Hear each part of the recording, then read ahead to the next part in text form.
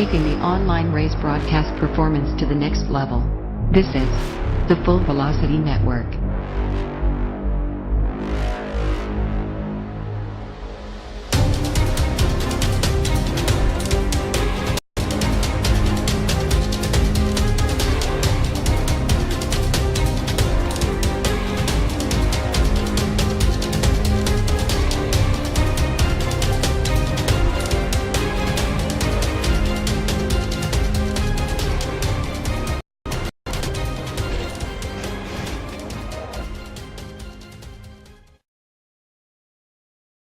And we are live. Good evening, everybody. Welcome to the Full Velocity Network, live at the Dover Downs International Speedway tonight in Dover, Delaware. FTF Jones Cup Series SMS Round of 16, playoff race number 3. It's an elimination night. It is going to be filled with twists and turns, and we've got 200 circuits around tonight that make up the Pennzoil battle at Dover, presented by Curry Towing, here live, flag to flag tonight, live on the Full Velocity Network. Good evening, everybody out there in YouTube land. I'm Phil LaCasse, along with my broadcast partners, Todd Stanton and Joe Allen, as always, down at controls for us here, live on FEN this evening. And what more can you say here, Todd? We've seen 2 terrific races the last couple of weeks here with these guys at FTF, and it's elimination night. It is Dover. It's the Monster Mile. If it can happen anywhere, it can happen right here at Dover, and we are in for one spectacular night of racing. Definitely in store for one fantastic night of racing here at Dover International Speedway. Concrete monster, the Monster Mile. I've been down here, visited the place many of times, and I've seen this place firsthand, Phil, and I know what it can do to cars. I know what kind of carnage this could put on some of these drivers out there, especially the ones that are trying to make the cut. The final round of 12 here, the cut will be made here this evening, so we're going to have to wait and see who's going to make the cut, who's not going to make the round of 12. We'll have to see who's going to qualify into the UFA round of 12. We'll see next week, but we got the big one here tonight, Joe Allen, the Dover Downs Speedway. You know, this place, the Concrete Mile, as Todd said, a place that's home to gobble up race cars, but it's also a place that has, over the years, shown us some of the most spectacular racing you can see. I mean, these cars are getting around this place at a tremendous clip, and we know the talent of FTF. We're in for one fantastic race ahead of us.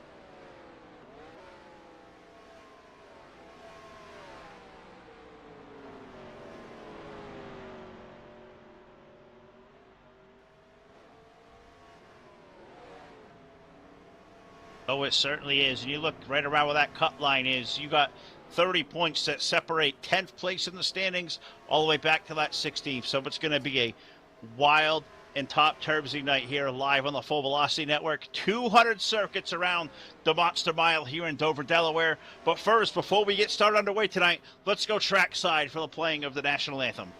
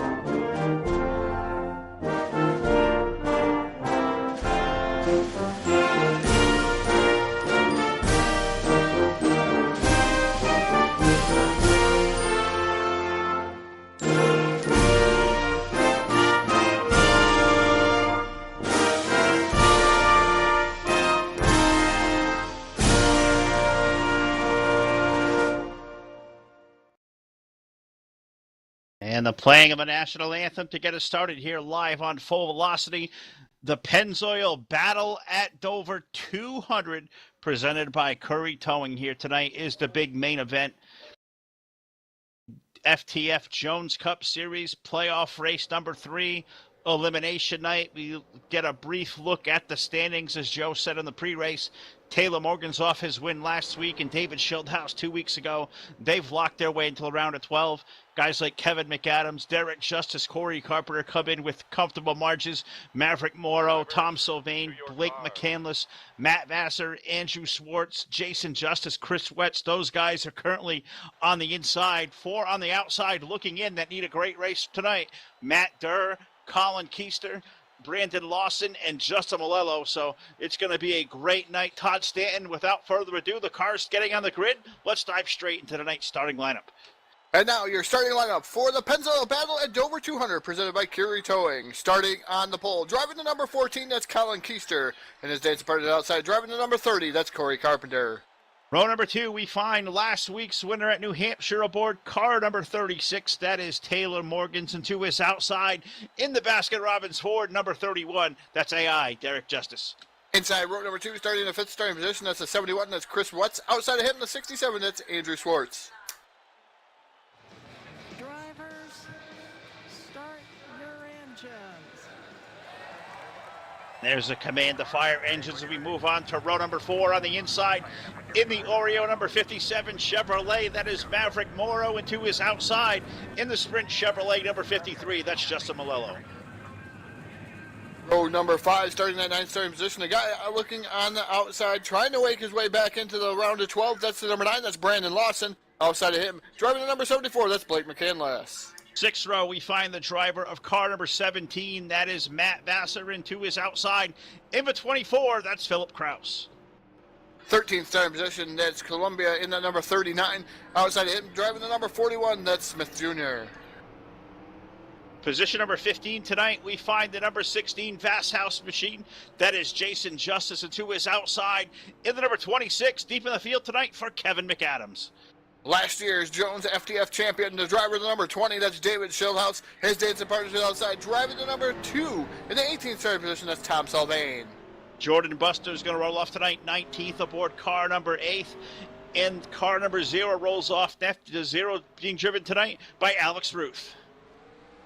Noah Carmichael, Chris Barnes, green flag is in the air. H.B. Hardy, Brandon Hawkins, Curtis, Sonny Tallman, Matt Derr. Round out your field here at the Dover Speedway. Dover Downs International Speedway, 200 circuits tonight, live on the Full Velocity Network.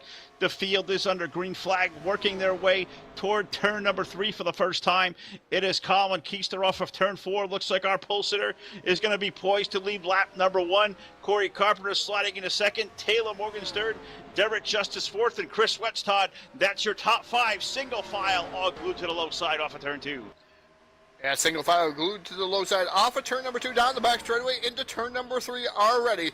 Kollin Keister, your current race leader, that number 14 machine. He's doing what he did last week, trying to run away and hide here early on in this event here. Running in that 2nd spot is Corey Carpenter. Taylor Morgans running in 3rd. 4th is Derek Justice. These guys are single file all the way down on the bottom side of the speedway. Nobody really out of line there, Phil. Nobody out of line, just everybody kind of glued, logging laps here at Dover, which is normally the case here. But, you know, the big story here, our pole sitter, the 14 of Kollin Keister, had a good run going last week. That was cut short, knocked him all the way back to 14th in the standings. He's got 10 points he's got to make up on the Kurt cut line, which is Chris Wetz, who is currently 5th. So the thing is for Kollin Keister there, Todd, it may be almost like a win to get in scenario tonight. So far through these opening 5 laps to 14, right where he needs to be. But we still got 195 laps to go. We got a long night ahead of us. Yeah, definitely a long night ahead of us, but these guys have put on one whale of a show week in and week out here on the Full Velocity Network. Last week, like you said, Phil, 1 yellow flag slowed us on the whole entire event. Hopefully tonight we got more of the same here this evening. Looks like Corey Carpenter starting to really close in on that number 14 of Kollin Keister there. Meanwhile, there is a race for that 5th spot. Looks like now Swartz is in that 5th spot in that number 67 machine, getting around Wetz. He got around Wetz. He also brought the 57 of Maverick Morrow up to the inside lane. Brandon Lawson also able to work his right around the inside. Wets to 71. Todd, he's stuck up high. He's fallen all the way back now to the clutches of the back half of the top 10. Justin Melillo was down there in that Sprint Chevrolet. So, 71, it's definitely a bottom feeder racetrack tonight. It's a helpless feeling if you're the 71 when you get stuck up there in that top lane. Yeah, it's just sort of like you're running a super speedway there, Phil, with no help. These guys running on the bottom side here.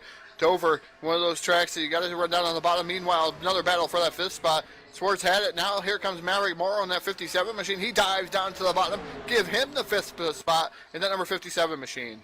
And Maverick, a guy who's really, really good at a place like Dover. Not surprised whatsoever to see Maverick start picking his way up to the field. Also keeping my eye on the number 9 of Brandon Lawson, another guy, off of a disastrous run last week, 15th in the standings. Another guy who may be feeling the pressure of needing to win to advance to the UFI round of 12. And he's got the 9 card nestled nicely. The 8th position last time around. He's going to look to the low side, see if he can't make running room around that Andrew Swartz car. That's racing for the 7th spot now off of turn number 2. You have racing for the 7th spot. I have racing for that 2nd spot. Taylor Morgan dives down to the bottom of Corey Carpenter here, through 3 and off of 4 down the front straightaway here. Looks like Taylor Morgan's going to complete the pass. He's going to put himself up into that 2nd spot, move Corey Carpenter back to that 3rd spot in that number 30 machine. Carpenter back to 3rd. No surprise at all. Once again, we saw Taylor do this at New Hampshire last week. We'll see him do it again here at Dover tonight. No doubt about it. He's got his way out of that 2nd spot. Can he chase down the 14 of Kollin Keister? Believe those guys coming in tonight, teammates, I believe, at Hughes Sen Motorsports. So we know those two guys definitely have rocket ships. And through the opening dozen laps here, Todd, they are pacing the field. Corey Carpenter sitting there 3rd. Those top 3 have, started to check out from this field all of a sudden. Great racing going on further back. Derek Justice currently 4th. Maverick Morrow is 5th. Those guys all glued to the low side of the racetrack, but the 14 Todd seems to be pulling away from this field a little bit. Great run out of the gate. Yeah, definitely a great run out of the gate for that number 14 machine. We already got one driver retired from this event. That's Brandon Hawken. And that 199 machine going to finish up 27th on the evening. That's not the way he wanted his night to end there in that 27th spot. Also, Ruth there is battling for his life to stay on the lead lap in that number 0 machine. Already here, 12 laps in, 13 laps in. Ill-handling car for that number 0 machine. And Kollin Keister's all over the rear bumper to put him a lap down. And Dover is one of those tracks, and I'm sure Joe can touch on this further, as I'll let him run with it, knowing full well how Dover is. But Dover's always been a place, Joe, if you get your car sideways at all, you upset those tires at all, you could almost destroy your car for an entire run just by, squealing the tires on this concrete. You really got to maneuver yourself and really race the racetrack here, not as much race to competition anytime you come to Dover.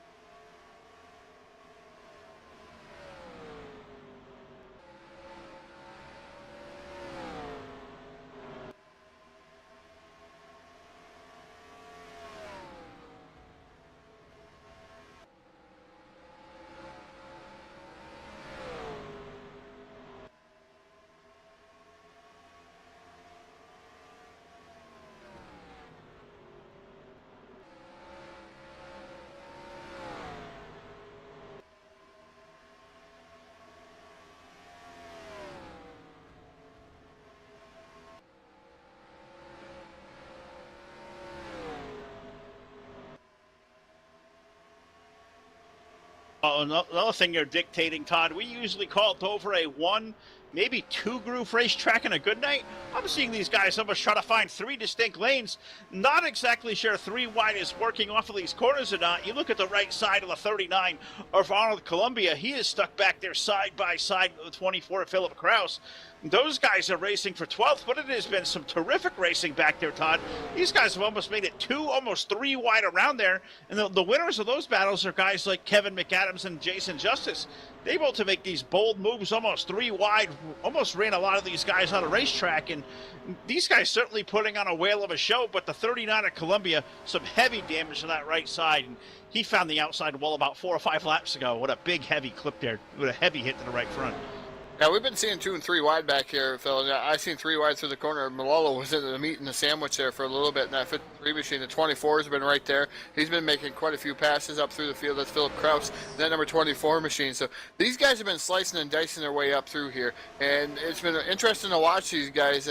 Just you can see some of them. The tires have already went away on some of these cars. They're going sideways. They're dirt tracking it through the corners. And it's just making for one whale of a race here. And I mean, these guys are racing for 9th, 10th, 11th, 12th, 13th, all in that aspect. And these guys are putting on one whale of a show here.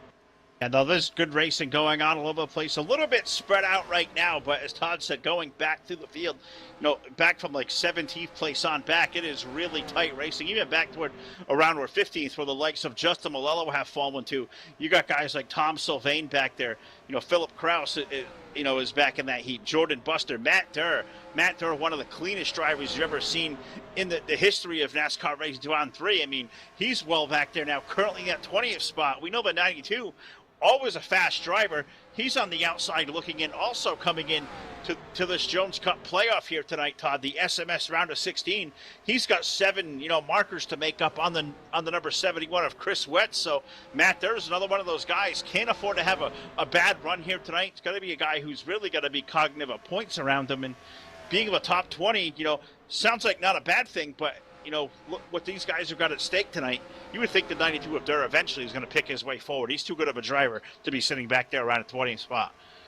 Yeah, I mean, I have to agree with you there, Phil. He's a really talented driver in that number 92. Just biding his time, I believe. And Dover's one of them tracks that I've never understood, never could get a grip on. Last night I tried my hand at it with these Cup cars, and it just was not me. Per se, and I'm trying to get back into the swing of things. And these guys are putting on a whale of a show, and they're able to hold on to it. And this caliber of this field here in the FTF Jones Cup, it just goes to show you how hard it is to pass here, how hard it is to get the competitive advantage over some of these other drivers on the speedway. It's just these guys put on a whale of a show. If you've not watched the FTF Jones Cup here on the Full Velocity Network, you're missing out, and you probably should watch the rest of the season. I'm telling you, this is going to be a barn burner to the end.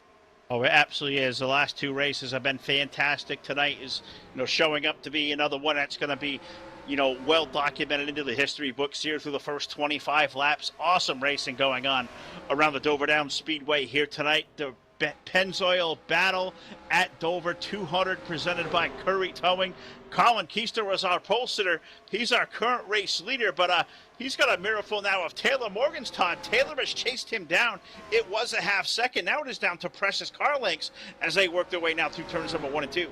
Yeah, precious car lengths has turned into a slide job maneuver off of turn number 4. The 36 of Taylor Morgan's now your current race leader. The 14 of Kollin Keister running in that second spot is now he's about 5 to 6 car lengths between himself and the number 36 of Taylor Morgan. So put Kollin Keister back to second, and he's drifting way up the track as a 14 machine because I believe his tires starting to go away on the 14. Maybe trying to save some tires in that retrospect, but he's just drifting up in the corner real bad, and that's allowing the other guys right behind him, Corey Carpenter and Derek Justice, to actually start to gain some time on that number 14 AMP sponsor machine. Yeah, they're starting to gain time, Jody. I'm finding it rather peculiar and interesting that Kollin has gone up there and running a different lineup in the high lane. Do you think there's any extra grip to find, or can you cool your tires down by running that high and with no rubber up there in these concrete corners?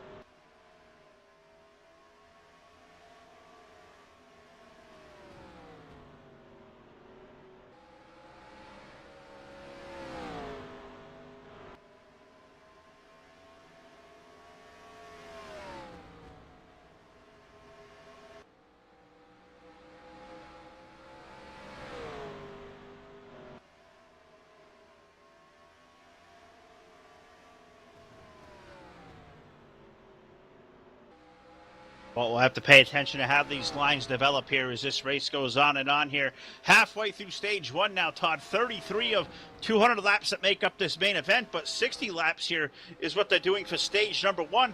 We've seen some great racing just now inside the top five. The 67 of Andrew Schwartz made his way around the Derek Justice machine.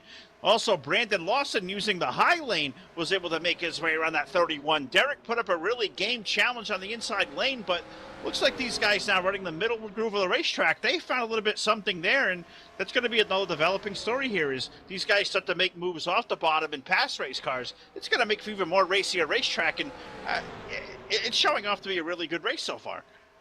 Yeah, definitely showing off to be a really good race so far. Like you said, a couple different grooves here, and you're watching like the 9 or the 67. They're about a half the car length up over, a little bit over where the bottom is there. I'm going to say probably a half car up off the bottom now is the 67 and the number 9 machine of Brandon Lawson. They're staying up off the bottom, conserving a little bit more tires there in that middle groove, but it seems to be a little bit faster than per se the number 31 of Derek Justice, who's been running on the bottom. Now he moves himself to the middle groove in the number 31 machine, so he's trying out the same line. These guys aren't afraid to move around there, Philly, and try to find the best line here as this race develops here. Lap number 37 is completed now, as most of these guys have come across the stripe, so we're on lap 38 here of 200.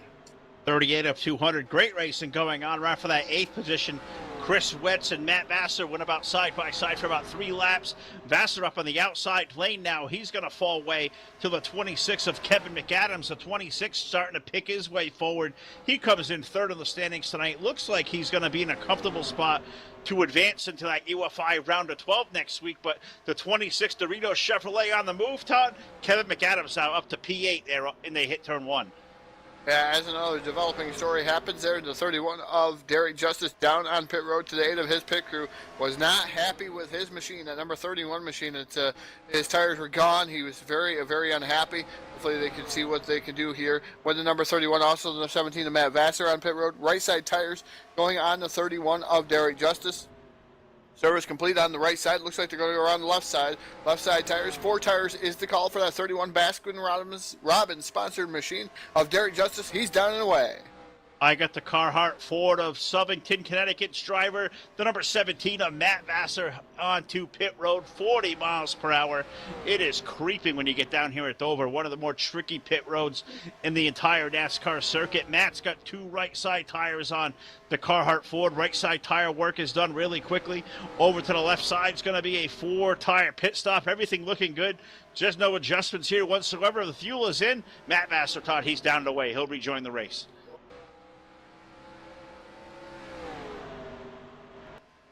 As the number 9, the number 9 of Brandon Lawson down on pit road, trying to keep up with all these guys coming down on the pit road. Looks like service is going to start on the number 9 of Brandon Lawson. Lawson right now looks like 4 tires going to be the call on that number 9 Target sponsor machine. He's down and away. I got the number 71 Ford of Chris Wetz onto pit road. Going to be a 4-tire pit stop. Chris coming in tonight 12th in the standings. He's got 7 points to the good. He's on that last spot. That's going to make that UFI round of 12 this week. Can't afford any issues on pit road. 4 tires for Chris Wetz. He's down the way. I'm down here with Tom Sylvain. Sylvain driving the number 2 machine. He's down into pits. Also the 24 down on pit road. There's a couple other cars. I believe it was Philip Cross down on pit road, and I'm not sure who the other guy was. He just got out of my screen just a little bit. But that number 2 of Tom Sylvain, right side completed their right side tires. Now going to the left. Left is already up in the air. They're down and away. A little bit faster than I could even announce there, Phil. Yeah, it's happening quick on pit road. Looking to this end, trying to see if any more that may be coming on toward the race leaders there. Believe, Todd, you said the 57 of Maverick Mora may have peeled off the banking the Oreo Chevrolet as I'm just peeking all over the field. Maverick is on pit road, Todd. You in that pit? Yeah, right side tires were complete on the 57 of Maverick Morrow. Looks like left side tires also. Down and away. 4 tires is the call up and down pit road so far, Phil. I've not seen any 2-tire calls. No, I was in the 54 camp here of DJ Curtis. DJ, having a solid run inside the top 20 in the number 54. 4-tire pit stop for the 54. His work's complete. He's down and away. Still waiting to see if some of these other guys coming out there on pit road. Is a 36, I believe, is still out there. Looks like we did have a spinner off of turn number 4. Looks like it was the number 11 machine of Hardy, HB Hardy, in that number 11 machine. Looks like he went around, and I almost think he hit those barrels. I'm not sure what happened there to HB, but something definitely happened there. I just caught a quick glimpse. That car was pointed in the wrong direction, so issues there with the 11 of HB Hardy. But the race leader, Taylor Morgan's, Todd, he's found his way to pit road, still under the green flag here at Dover. Still under the green flag here at Dover, and it's the number 36, Taylor Morgan's, coming down pit road. He's already clinched the playoff spot with winning last week here, the New Hampshire Motor Speedway. Now here, having a good run at the Dover International Speedway. Now it looks like right side tires going on the number 36 of Taylor Morgan's. Now going around to the left side tires also on the 36. He's going to be down and away, Taylor Morgan. I got the 14 amp Chevrolet of Kollin Keister. He made contact with the inside wall there coming onto pit road, may have slid the tires, so have to see if there's a developing story there, if there's any kind of damage to the right front of the 14. He pit his way out of the race lead, 45 miles per hour, all the way down to that coveted pit stall P1 here, as we call it at Dover. The 14 onto the side, and something going on there, a little bit delayed there. It looks like surveying the damage, had to pull the right front out. Right side tires are up in the air. Quick right sides over to the left side tires, so looks like a little bit of damage to the 14, Todd. We'll have to see how that plays out here over the course of this run, but a little bit of extra time on pit road for Kollin Keister. Number 24, Kevin McAdams, down the pit road. The guy completely sideways in front of him. That's Chris Barnes. Oh, well, I would have been thinking they're coming down on the pit road, but looks like McAdams down on pit road. That's going to relinquish the lead to Blake McCandless. McCandless still has not to pit here in that number 74 machine. But Kevin McAdams coming down on pit road. I believe 4 tires will be the call in that number 26 Doritos sponsored machine. He's rolling down into his pit stall. Number 26 looks like Blake McCandless down on pit road. Also, Phil will have him here in just a moment. Right side tires completed here on the number 26 of Kevin McAdams. Jack going around to the other side. Looks like left side tires. 4 tires to the call down here in the 26 machine of Kevin McAdams.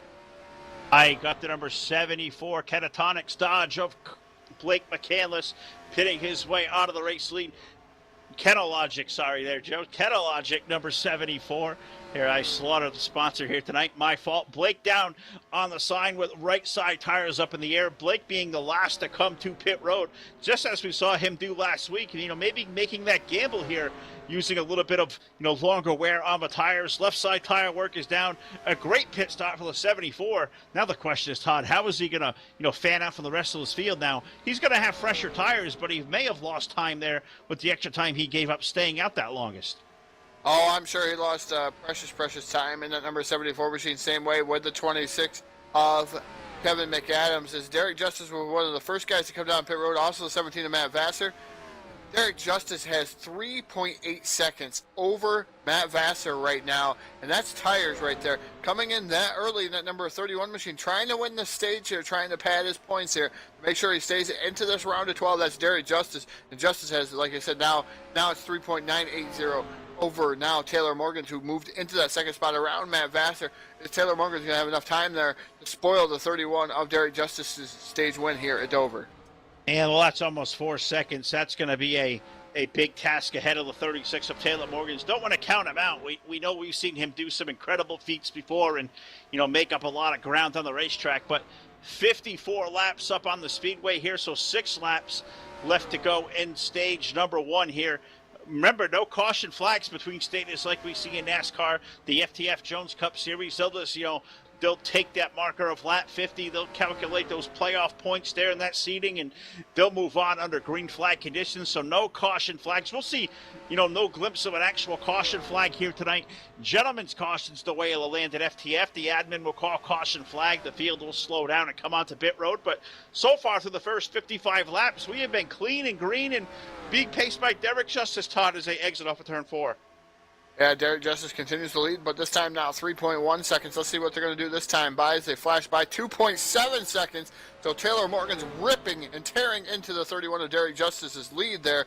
Can Taylor Morgan's complete this, though, and be able to catch Derek Justice before the end of the stage? We are on lap 56 of 200, so we got 60 laps here for this stage number 1 here. And now we're going to cross the start finish line. So completion of lap 56. We are on 57. Let's see what Taylor Morgan's is this time. 2.2 seconds, Phil. Yeah, it's 2.2 seconds, so we're seeing a battle there. Good racing going on around for that third and fourth spot. Matt Vassar is currently third. Maverick Morrow is fourth. The 30 of Corey Carpenter, he was all over the back bumper. The 57 was looking to low side. 3 cars there, jockeying for position. Racing for fifth. Now contact off of turn number 2, turn number 4 rather. Contact on the outside wall. Goes to 17 of Matt Vassar, and I'm not seeing or hearing caution flag on this big. Caution is out. Caution flag for the first time tonight, and this may be inside this buffer zone, so we may have seen the end of stage number 1. Contact between the 57 of Maverick Morrow, the 17 of Matt Vassar. It just kind of caught my eye, Todd, that those guys were racing really, really hard for about 2 laps, and definitely contact there. And, you know, the way these cars are on the edge out of control at Dover, you know, contact something not unforeseen. What also is here, you hit the outside wall at Dover, you can really tear up a race car. So hopefully the 17 not too tore up. Yeah, hopefully the 17 of Matt Vassar not that tore up. It looks like we're inside that buffer zone. Taylor Morgan's, I believe, was going to be able to catch Derek Justice there if that stayed green. Justice was in that first spot, so he's going to end up taking home stage number 1 here. But the 36 Taylor Morgan's was really, really fast. But I'm going to throw it down to Joey the Jet, Joe Allen, down there in the broadcast trailer with what happened to Matt Vassar.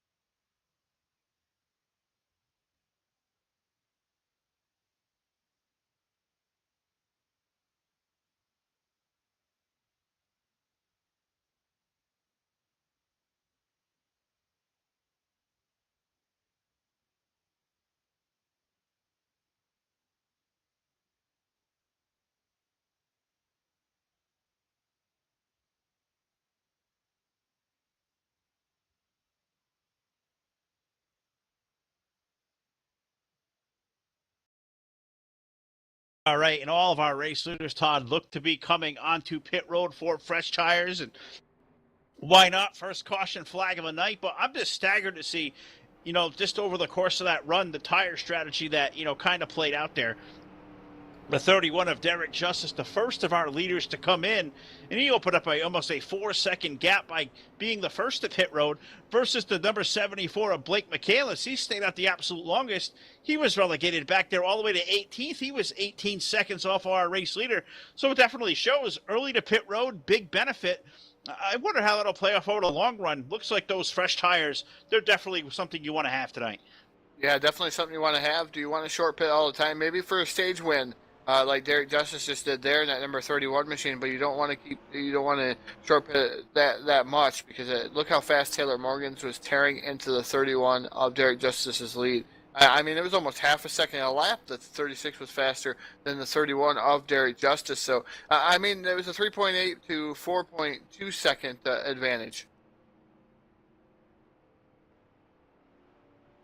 And just getting word from race control there, just updating the way that the standings fell here. When that caution flag came out, that was in the buffer zone for the stage win. So Derek Justice officially winning stage number 1 here tonight over Taylor Morgan's. And see if we can't go back and get that full top 10 for you. You know, Corey Carpenter was third. I believe Kollin Keister fourth. And I believe Brandon Lawson may have rounded out the top 5. We'll go back. We'll call that unofficial. We'll go back and we'll capture that, Todd, and see what happened there. But we're through the end of stage number 1. We're now into stage number 2, another 60-lap run. And, the second one lives up to the billing of the first stage. It's just going to be wild and fantastic. These guys, as always, at FTF, they're putting on one whale of a race tonight, and I can't wait to see where these last 140 laps go. Yeah, I can't wait to see what's going to happen with these last 140 laps. These guys putting on a stellar show so far here for us on the Full Velocity Network, getting ready to, I believe, go to green flag racing here within the next lap, or even maybe right. Yeah, I believe it's the next lap as the Lucky Dogs just won a round. So the next lap, I believe we're going to go back to green flag racing. Taylor Morgans is going to be able to set the pace there, winning the race off of pit road there over the 31 of Derry Justice. So we'll wait and see how Taylor's going to play this one out. He's been quick all evening long, so is the 14 of Kollin Keister, but this time Keister behind him. I know he had a little bit of damage on that 14 machine, but Derry Justice, I think, wasn't quite showing all of his muscle there early on in the going, because he had a little bit of a tire strategy going on to try to win that stage. No, he certainly did. But what do you think of now that you see the likes of Kollin Keister? We know he's been fast all night. You know, and Brandon Lawson's up there as well. You know, those guys, Todd, how much do you think being on the outside looking in as far as going into the UFI round of 12, the playoff scenario, those two guys currently on the outside looking in. So you got to think these guys are going to have to race for all they can. And you got any two guys going to create excitement through stage two. You look no further than that number 14 and the number 9 as the pace car is in. We're going to go back to green flag racing. Green flag is in the air once again. Looks like Derry Justice spins his tires. That's going to allow the 14 of Kollin Keister to get by him, and the 36 of Taylor Morgans to get one whale of a start. Brandon Lawson moves up to third almost here. They're side by side battling it out there between himself and Derry Justice. Justice able to close the door here on the number 9 of Brandon Lawson. Lawson says, not so fast. I'm going back to the bottom of that number 9 machine. He tries to make a move off of turn number 4, not able to do so here in that number 9. Still, Derry Justice running in that third spot. And Justice just giving it a game run there in that third spot. Now looking to the low side of Kollin Keister in the 14. So Derek not only playing defense, he's going to try to play a little bit of offense here. He's all the tire tracks of the 14. He's running lower than the rest of this field, Todd. He's starting to mark his way forward, as now is the 30 of Corey Carpenter. He's around the 67 of Swartz. So move to 30, back up to peak number 5. He's going to bring the likes of Jason Justice. We haven't talked much about Jason all night. Another guy looking for a good run tonight. Move the Bud Light 4 now to P6s. Those guys all chasing our race leader, Taylor Morgans, who I think is really going to be enjoying these guys racing behind him. I definitely got to be enjoying the racing behind him there. The 16 of Jason Justice did get his way back into the round of 12 there last week with a good run the week prior. Had motor miscues in that number 16 machine, was able to limp around there on 6 or 7 cylinders. Was able to get back in the round of 12 last week on somebody else's misfortunes. Now just trying to have a consistent run in that Bud Light Ford Fusion. The 16 of Jason Justice right now currently running in that 6th spot. Having a good run as those guys just start closing up nose to tail there. Positions 4 through 6. I'm falling back to the likes of Andrew Swartz back there. Also another guy we haven't talked a lot about tonight, you know, guy who's very prevalent, a good buddy to us, and of course that's the number 20 of David Schildhouse, the champ currently back there in the 8th spot, just kind of, you know, just making laps there tonight, Todd, not making too much excitement. David currently locked in off his win at Chicago, so, you know, really nothing but playoff points to race for here tonight. And David Schildhouse, as we know him, just a guy going to log laps, going to be really quiet through the middle stages of the race, and you know, maybe by the end of this thing, we see that number 20 up there contending for a win. Of course, the defending champion of the series just having a quiet night, currently nestled in that 8th spot. Definitely a quiet night for the champ, David Schildhouse, in that number 20 machine. Is, like you said, Phil, he's just trying to get stage points, or those playoff points, I should say, in that number 20 machine. That's basically what he's got to do. He's already clinched himself into the round of 12. So now trying to just pad a little bit of his points, so he has a little bit of better of ordeal for that round of 12, and able to maybe have capitalize on some of these playoff points there in that number 20 machine. We'll have to keep an eye on those guys. We'll update, you know, the playoff standings as we go on and off tonight. We'll look at the margin, see where they're running on the racetrack, and see if we can't give you like a real-time glimpse of where these guys are currently running on the racetrack. We'll go math tonight here on Full Velocity, something Todd and I, you know, we document it. We're definitely not statistician, mathematicians up here, but we'll do our best to update all the great racing going on. The Pennzoil Battle at Dover 200 presented by Curry Towing. 72 laps of 200 on the board. Taylor Morgan's our winner last week at New Hampshire, trying to go back-to-back there, Todd. He's got about a 4-car length advantage over the 14 of Kollin Keister there as they exit turn number 4. As they exit turn number 4, down the back straightaway there into turn number 3. 36 of Taylor Morgan's got about a car length, or 1.5 car lengths, 2 car lengths there. As we go down the front straightaway there, the 36 of Taylor Morgan still able to maintain the gap between himself and the 14 of Kollin Keister. Derek Justice still running in that third spot. Fourth right now is Corey Carpenter. Fifth, the 16 of Jason Justice. Brandon Lawson running in that sixth spot. Seventh is Andrew Schwartz in the 67. David Schildhouse. Eighth. Ninth is the 24 of Philip Kraus. In 10th right now is the 76 of Chris Wetz. 11th, the 26 of Kevin McAdams. 12th, the 17 of Matt Vassar. 13th, the 2 of Tom Salvain. 14th to 92 of Matt Derr, 15th to 53 of Justin Melillo, 16th to 57 of Maverick Morrow. Columbia in this number 39, he's running 17th. 18th is Blake McCandless in that number 74. Jordan Buster running 19th. DJ Curtis running 20th in the 54. Sonny Tallman running 21st. 22nd is HB Hardy. He is the last car on the lead lap here. Is that number 11 of HB Hardy in 22nd. 23rd is Noah Carmichael, 1 lap down. Chris Barnes, 1 lap down in 24th. 25th is Ruth in the number 0 machine. He is 1 lap down. And out of this event, Bobby Smith Jr. in the number 41. And Brandon Hawkins rounds out your 27-car field here. A miscue here on pit road. The 199 of Brandon Hawkins is going to finish up 27th here. Full Field Rundown sponsored by the Full Velocity Network. Check us out at our website, fullvelocitynetwork.com. Book your date now. Dates are filling up fast, especially through these months of October and November coming up. A lot of great dates to come. Check out the full schedule. Book your date now. Get your league live on Full Velocity. You know, highlight all the great things you got going on. Know a lot of leagues are coming toward championship type of the season. Of course, here tonight with the FTF Racing Group. You know, the Jones Cup FTF Series playoffs going on here. The SMS Round of 16 knockout night for us as we advance on next week to the UFI Round of 12. But we love to showcase all the great racing all over the NR community, all over the iRacing community, or all over anywhere you may be racing. Check out our website now, fullvelocitynetwork.com. I think you guys will enjoy it as you experience the ultimate esport experience as only Full Velocity can give you. Working lap number 79 there, Todd, and still the same story up front.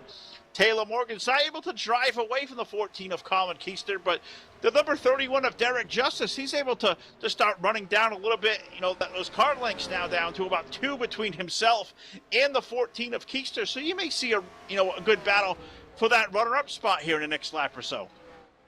I got to see probably a good battle here for that runner-up spot, but right now it's just maintaining pace here. Nobody's really chained amongst the top 5, maybe even the top 10 here. Kevin McAdams finally breaking himself back inside the top 10 there. Now moving himself up to the 9th spot, around the 24 of Philip Kraus. But McAdams on the move just a little bit now. He sets his sights on David Schildhouse here in the 8th position. But there's going to be a battle up front here. These guys have been conserving tires here. We're on lap 81 of 200, almost to the halfway point here at Dover. So we're going to have to see what tire strategies these guys are going to play this time. Are they going to try to win this stage? I mean, there's all kinds of different things that can go on. You could pit early and try to win the second stage like they did last time. Let's wait and see. You certainly have to wait and see, and these guys nose to tail all the way around this concrete mile palace here in Dover, Delaware. You're looking all the way back, single file. Looked like there was some good racing going on there, but it's basically all together from, all the way up former race leaders, all the way back to the 13th position. I find Tom Sylvain. It's 5 seconds between the lead and our 13th place competitor, but these guys all basically nose to tail, Todd, just barely car lengths of each other. Dover putting on some great racing here tonight as we put 84 laps up on the board here off of turn 4. Yeah, putting on 84 laps, and the racing's been hot and heavy here. It wasn't as slicing and dicing as the first stage was here in the middle portion of this. These guys right now trying to bide their time. They conserve to see what kind of tire run they could have there on the first go about here, and see what kind of strategies they're going to play there, Phil. And I think that's why we've seen them calm down just a little bit here, getting a lot of green flag laps in, sort of like we did last week. And you're going to see the cream rise to the top here with these tire strategies, all the different calls that they're going to have on pit road.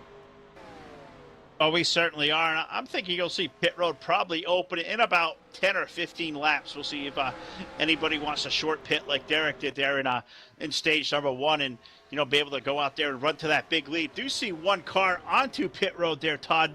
Not sure if you get the glimpse of who it was, but definitely saw one down off the banking. See if we can't get the story there. It's the 47 of Sonny Tallman. He had come in. Sonny had just fallen off the lead lap, currently running in that 21st position.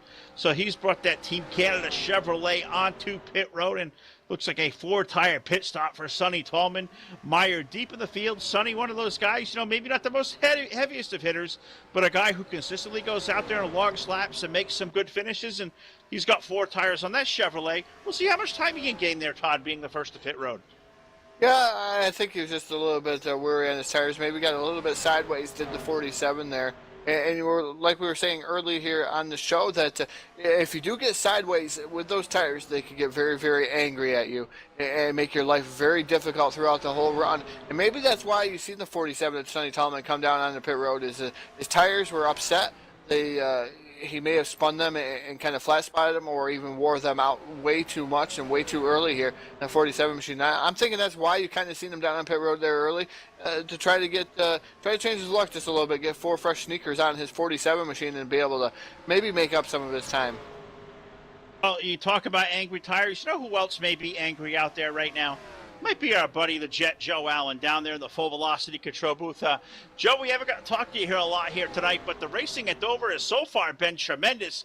They're sprinkled out all over that low groove, kind of stretched out 2 or 3 car lengths among them, but anything can happen here at Dover with over 100 laps to go.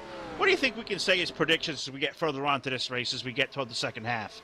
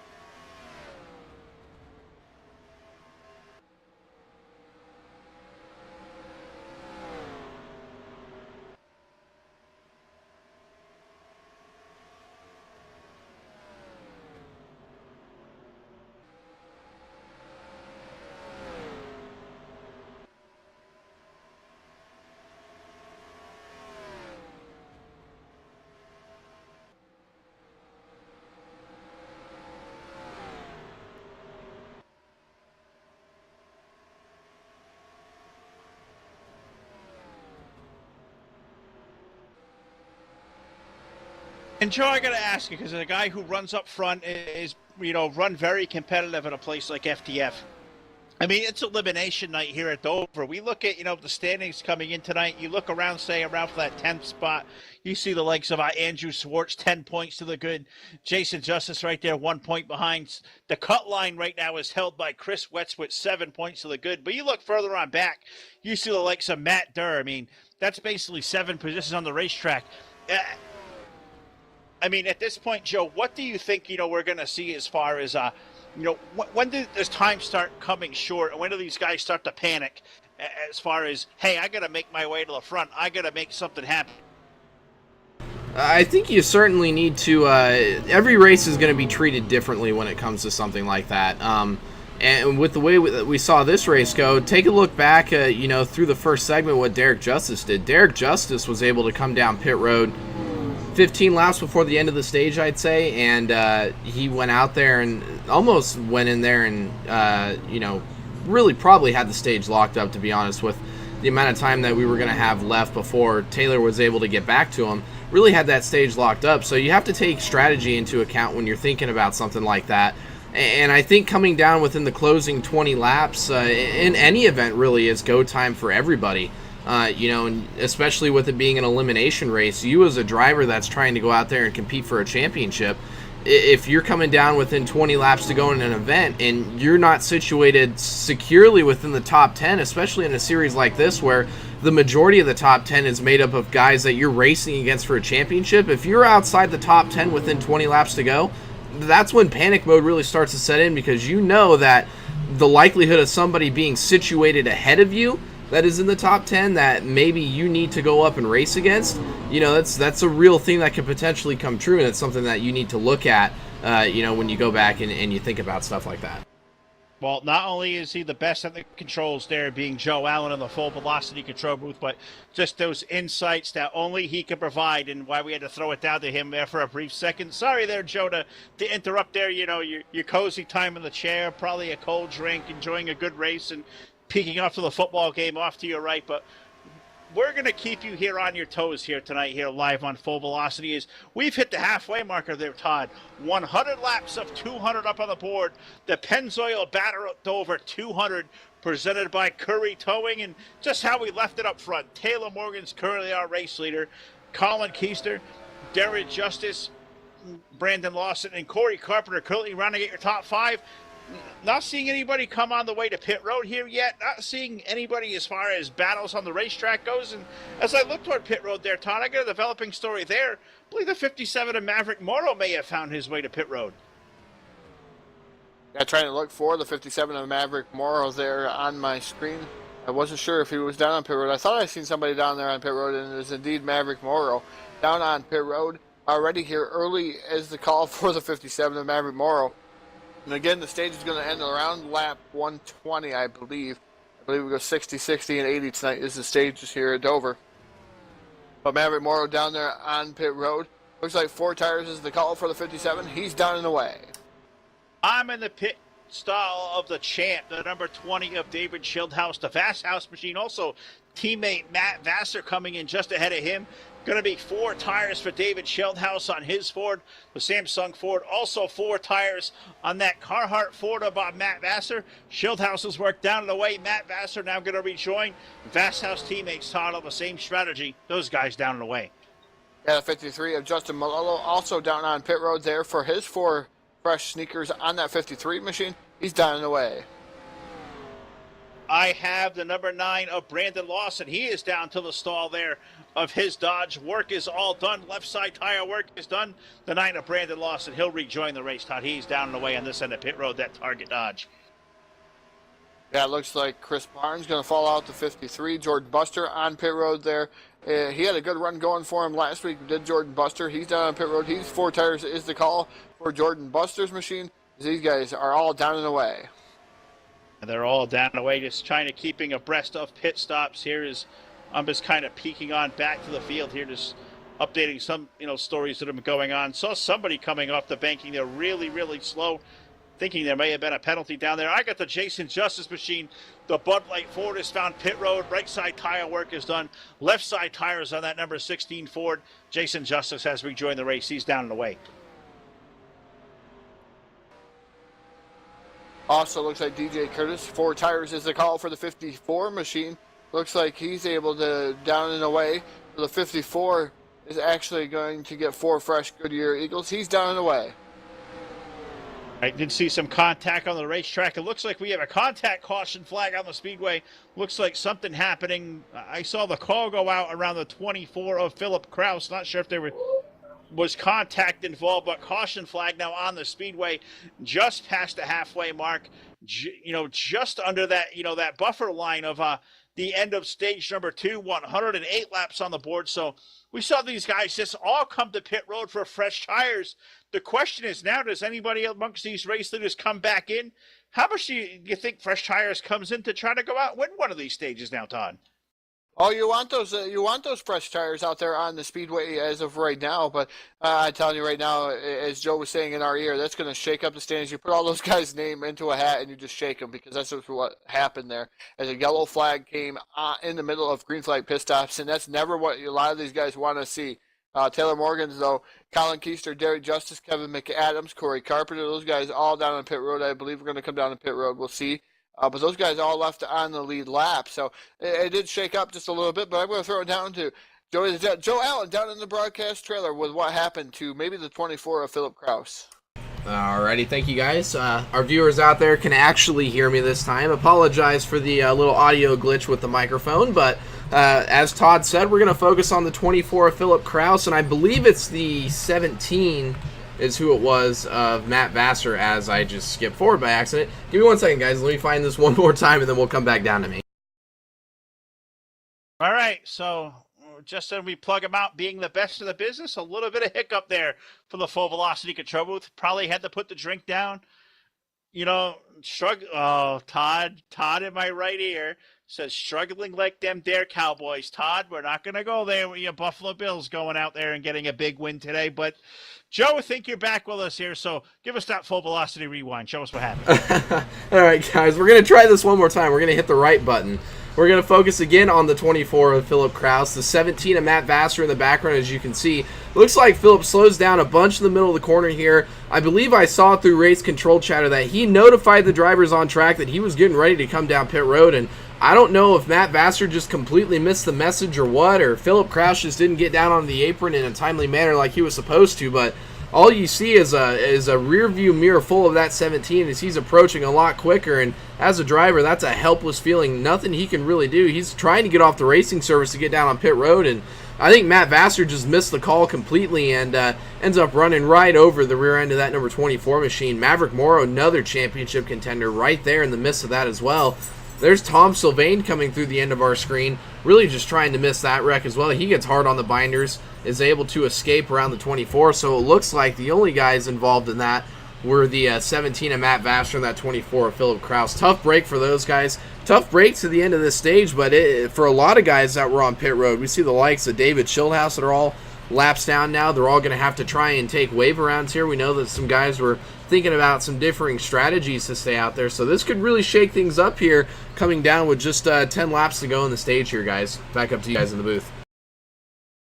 Yeah, it shakes it up a little bit. Also, it's devastating for some of these guys. Could have some drama and implications as far as championship, points kind of go. Is we're here for cutoff night. It's elimination night here at Dover, and you see looking down the standings there, Todd, one of the guys trapped on pit road who, maybe trapped as far as 2 laps down now, is the number 9 of Brandon Lawson. And Brandon tonight coming in 15th in the standings, had to have a perfect night. And unfortunately, with this incident there, Todd, Brandon Lawson's championship hopes could have gone up in smoke here this evening. Yeah, I'm hoping that's not what the case for the number 9 of Brandon Lawson. And hopefully he's running about 2 laps down. I believe he's down on pit road there, looking at maybe even a replay there. We do have in-race admins that do go down and look at the replay, but hopefully Brandon Lawson is not that many laps down, and I'm just imagining things, but because that's not where he wanted to be. He was inside that cut line going into last week and had some motor woes in that number 9 machine, and now it looks like he got another lap back there, Phil. So I believe he's just 1 lap down here. Is the number 9 of Brandon Lawson, but hopefully his woes are a little bit better here this evening at Dover. He's able to get back through that cut line, but it's not going to be no easy task with the caliber drivers we have here that's going to try to lock themselves into that round of 12. Yeah, the caliber of the drivers out there. How about the caliber of the chat box tonight? You guys are just absolutely awesome. Seeing our buddy Brian Wolf from Fluid Sim Racing Films, clocking in here tonight. Brian, thanks for going out there and watching. Thanks for that terrific intro that you give us each and every week. We're so thrilled to have you. I also see HB Hardy is out there, the 11 behind the wall, going to finish up 25th, but Hardy out there clocking in, as well as Mr. Excitement, David Day out there, the chat box guys. Thanks for watching us here tonight. All you guys out there who may be enjoying the ultimate esport experience as only as we can bring you here live on the Full Velocity Network. Phil Lacasse, Todd Stanton, Joe Allen with the call. The field off of turn number 4. Green flag racing back in the air, Todd. Green flag racing back in the air. Taylor Morgan's going to lead them down into turn number 1. The 31 of Derek Justice running in that second spot. Third is the 14 of Kollin Keister. Looks like 5th right now on the field is the 26 of Kevin McAdams. That's a different story there with Kevin McAdams. Here comes Kollin Keister back down to the bottom side. He's side by side with a 31 Baskin Robbins sponsor machine. That is Derek Justice. But Kollin Keister now to that second spot. The number 31 of Derek Justice moves into 3rd, 4th still. Holding on to 4th is Kevin McAdams. Also, shout out to, you didn't get a shout out to Brendan the Jet Gent down there in the YouTube chat box. He found Full Velocity TV just via that, and that's how he found Hobo Racing League and able to race modifieds with those guys. So that's another one of those stories out there, Phil. If you tune into the Full Velocity Network, you see all different kinds of people out there. You're able to go and see different leagues and visit different leagues, FTF, Hobo, any of the leagues that we've covered throughout the years. You can see that kind of different stuff that we've actually covered, though, Phil. You certainly can. You're going to see a whole lot of cool stuff like iRacing coming up here in the next couple of weeks on Full Velocity. So you guys be sure to tune in for that and check out the full schedule on our website, fullvelocitynetwork.com. But we're under 5 laps to go here in stage number 2. If you can believe it, this race is going by at a terrific pace here tonight at Dover.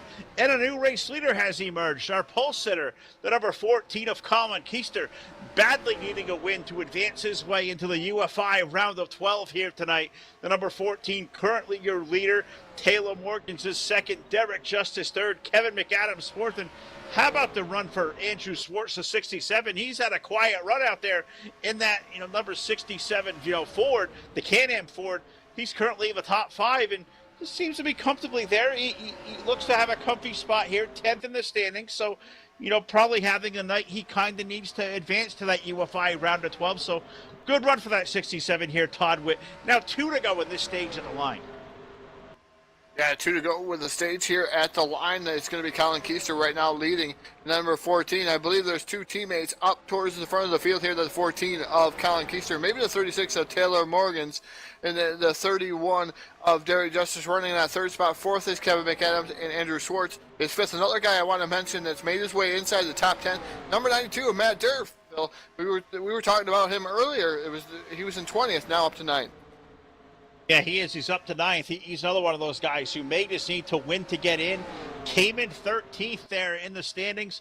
He was 7 points on that cut line of Chris Wetz. Chris is currently, in that bubble spot. But if a guy like Kollin Keister's to go out there and win this race, that brings that bubble spot even up one further to the likes of, say, Jason Justice. So this thing is certainly not over by no means as they come off of turn number 4.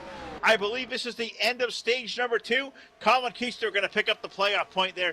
He'll win stage 2 over Taylor Morgans, Derek Justice, Kevin McAdams, Andrew Schwartz, Corey Carpenter, Blake McCandless, Chris Wetz, Matt Derr, and Philip Krause. He'll finish up 10th there, Todd, and get one of those stage points there to the end of stage 2. Yeah, that's unofficial there, as always, here on the Full Velocity Network. We're just going by time and scoring. That's barring anything that may have happened penalty-wise or maybe a little hiccup on our screen. But I believe Kollin Keister did pick up that stage win. We did not hear confirmation there from the officials, but I'm sure we'll hear it later on in the going here. But Kollin Keister leading this event. And then number 14, Machine Taylor Morgan, still running in that 2nd spot. 3rd is Derek Justice. These guys are starting to pull away from the 26 of Kevin McAdams just a wee bit. The number 26 Machine. Yeah, and just to update, the playoff standings here, I'm just doing some math in my head. If you look at these current stage points coming into the evening, with the likes of Matt Derr, Chris Wetz up there in the top 10, and Kollin Keister, your current race leader. Well, I was just documenting if Kollin is to go out there and win, that moves that cut line up to the likes of Jason Justice. You look on the racetrack, Jason had 3 points coming in tonight better on Chris Wetz there. 3 points the difference. Well, Chris Wetz is currently 8th. He picked up a stage point there. You look down at 14th position, 1 lap down, you find Jason Justice. So with Kollin Keister out there in the lead, it just brings this whole championship scenario all to a different scenario. You see a talented driver like Jason Justice, Todd. He may currently, if the unofficial standings tell me something, he may be on the outside looking in of our UFI Round of 12 next week if this race stays the way it is. Yeah, he indeed can be outside looking in there. I'm just looking up and down the standings just a little bit as we're looking. Brendan Lawson still mired 1 lap down. That's not going to do him no good right now. He's 13 points below that cut line. And you're looking at Justin Melillo. Melillo is 20th. He's already 20 points below that cut line. Not getting any stage points for the number 53 Machine. It looks like the 2-car Tom Salvain up in smoke. That's never a good sign. He was only 17 points above that cut line did Tom Salvain. He was running in that 7th spot. So Tom Salvain up in smoke. That's unfortunate. It certainly is. That's more championship implications there. Tom Sylvain, as Todd said, had 17 points on the cut line. Came in tonight 7th in the standings, but looks like the motor expiring on that little light Ford and Tom Sylvain's night be done. That could knock even the likes of Tom Sylvain out of this playoff. So there is so much left to decide here through the last 72 laps here. Anything can happen at Dover, and it certainly has. And looks like Tom Sylvain's night is done there, Todd. That is a tremendously tough break for Tom, and we'll have to see how those points play off. But, thinking he may have been comfortable 17 points to the good, with that motor failure, looks like that may relegate him now all the way back to a 23rd place finish. I'm not sure I like Tom Sylvain where he sits right now. That's going to be some unsettling feelings looking toward next week. Yeah, definitely got to be some unsettling feeling. He's going to have to see what's going to happen. Header taking him out of this event. We still got a couple of cars left to come back up through here. Chris Barnes being 4 laps down, just waiting for him to make up his 4 laps on Tom Sylvain, but that's not what Tom wanted in that number 2 machine, and hopefully he's rolling the dice just a little bit with some of these guys and hoping that the guys that are behind him don't do as well. I know he was tied there for 7th there with 17 points up between himself and Tom Sylvain, or Blake McCandless, I should say, who is currently 8th there. So we'll have to wait and see how this is going to shake out there, Phil. It's just one of those things that you don't want to see happen. No, it's certainly not. And, of course, on the post-race show, just as he did last week, we'll get Justin Melillo up here. He'll give us the official point standings after this night is done. These guys, tally up. It'll be unofficial, but he'll give us how it's going to be and, probably how they're going to sit and how they'll advance out of the night. So about 69 laps from now, we'll figure that out. But looking up to the front, a race for the lead going on. Kollin Keister up to the high side. Taylor Morgans brings the 36 down low. So put Taylor Morgans back up to the race lead. Kollin Keister back to 2nd. Derek Justice also right there in 3rd. Thought he maybe would have pounced on the 14, but he'll think better of it. Derek will stay in line, but Taylor Morgan's once again taught us search that, up for the race lead 133 laps in. Yeah, Taylor Morgan's already clinching himself a playoff spot for the round of 12 in that 36 machine, but able to make short work of the 14 of Kollin Keister. He's easily the fastest car out there on the speedway is the number 36 of Taylor Morgan's. Like we were talking about, though, Taylor Morgan's is very, very dominant last week. He ended up winning a stage 1 and then going home and winning the race here in New Hampshire. These are concrete-based tracks that they were.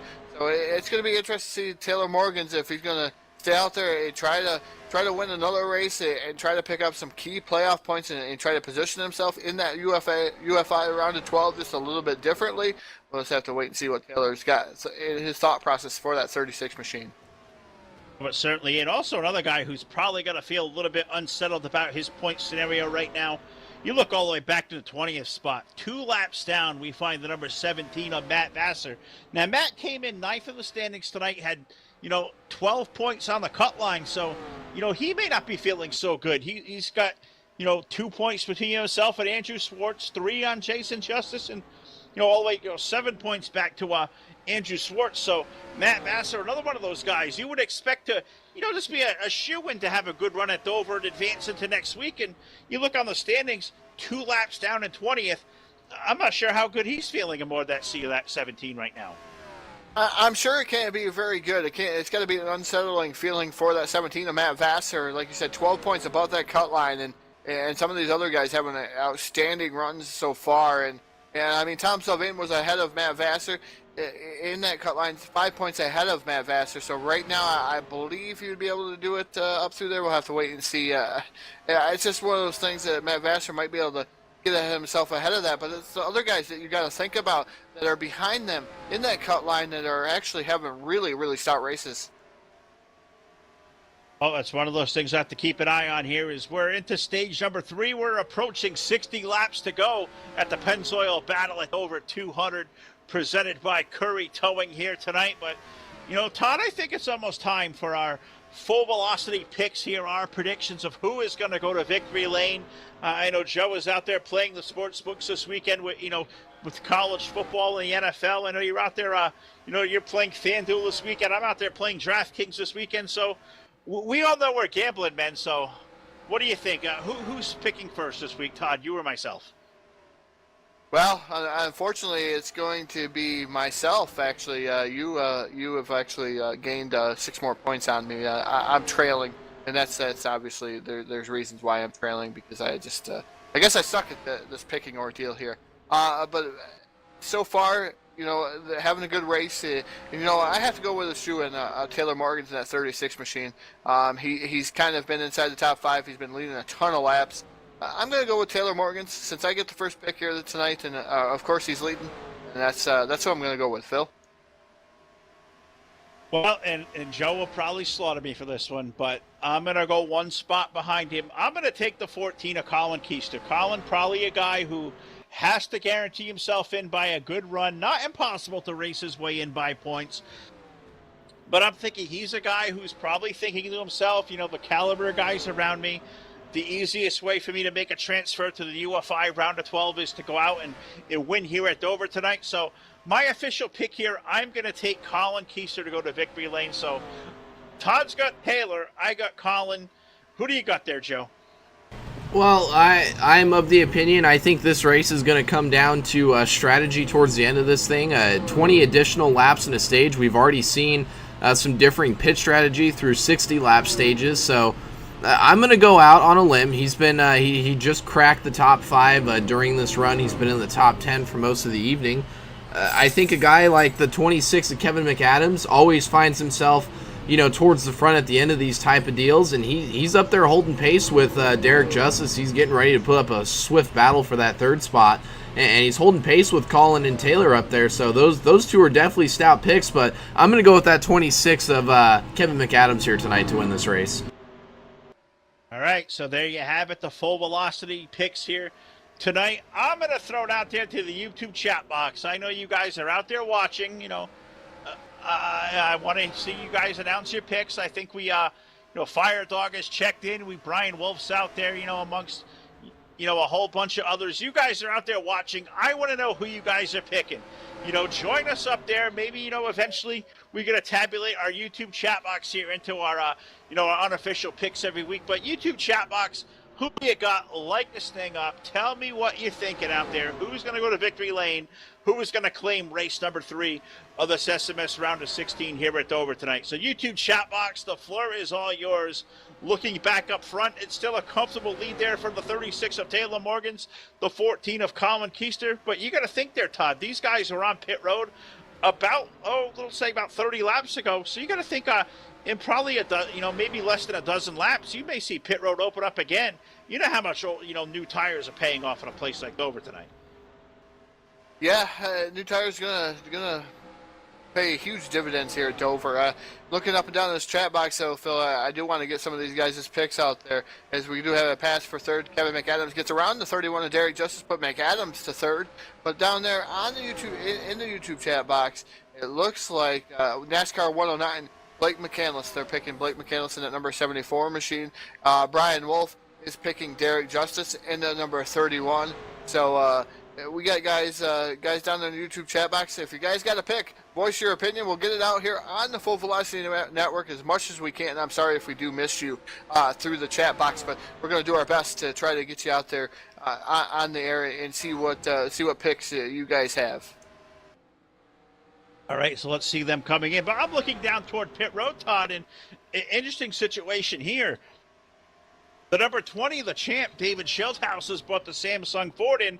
Now, David was one of those guys trapped off the lead lap through that last round of pit stops, so the yellow flag had come out. So David was mired back there, in the back half of the top 20 or lap or so down. I believe he was one lap down when he peeled off onto pit road.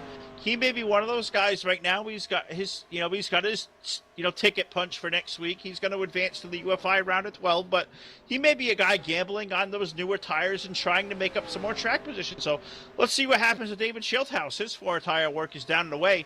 The champ rejoins the race. Just remember, he's 49 laps from the end of this event here in that number 20 machine of David Schildhaus, the champ. He's out there on the speedway, but with 4 fresh Goodyear Eagles, so we'll have to watch his progress really, really close in that number 20 machine. He's doing everything he can. Like I said, he's already qualified himself for the next round, so he can gamble. He can roll the dice here at Dover, Phil.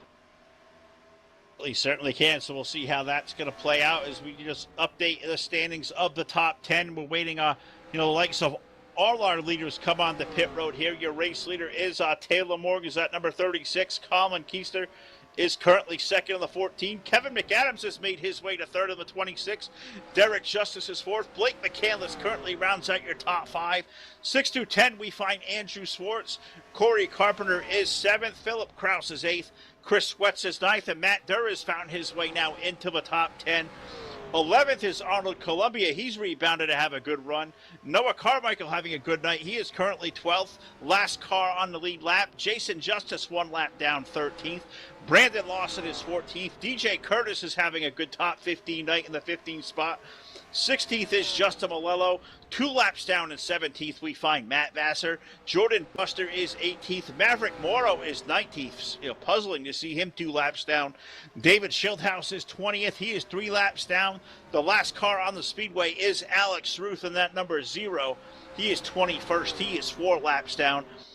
Out of the event, the 28 of Chris Barnes, the 2 of Tom Sylvain, the 47 of Sonny Tallman, the 11 of H.B. Hardy, the 41 of Bobby Smith Jr., and the 199 of Brandon Hawk. And 27 drivers took the green flag here just about 90 minutes ago here on the Full Velocity Network. We have 156 laps on the board. 200 laps is the main event distance, so just outside of 40 laps to go. And the question is, Todd, when do our race leaders start ducking onto pit road? You got to think it's going to be soon.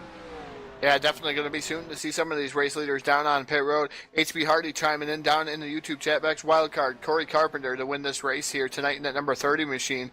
So we'll have to wait and see if HB Hardy with his wildcard pick is going to win here tonight at Dover.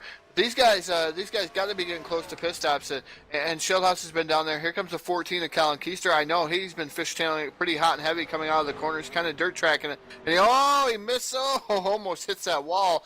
The number 14 machine, the Kollin Keister, down on pit road. I believe the yellow machine there behind him was, I'm thinking it's a 53 of Justin Melillo that was behind him, but I could be wrong there as they were coming down on the pit road. But here comes the number 14 machine for service to his pit crew, and we'll have to see what Kollin Keister does. Is he going to gamble it? I believe he'll take 4 tires. It's something that must be done here. I don't think anybody will be taking 2 tires here tonight.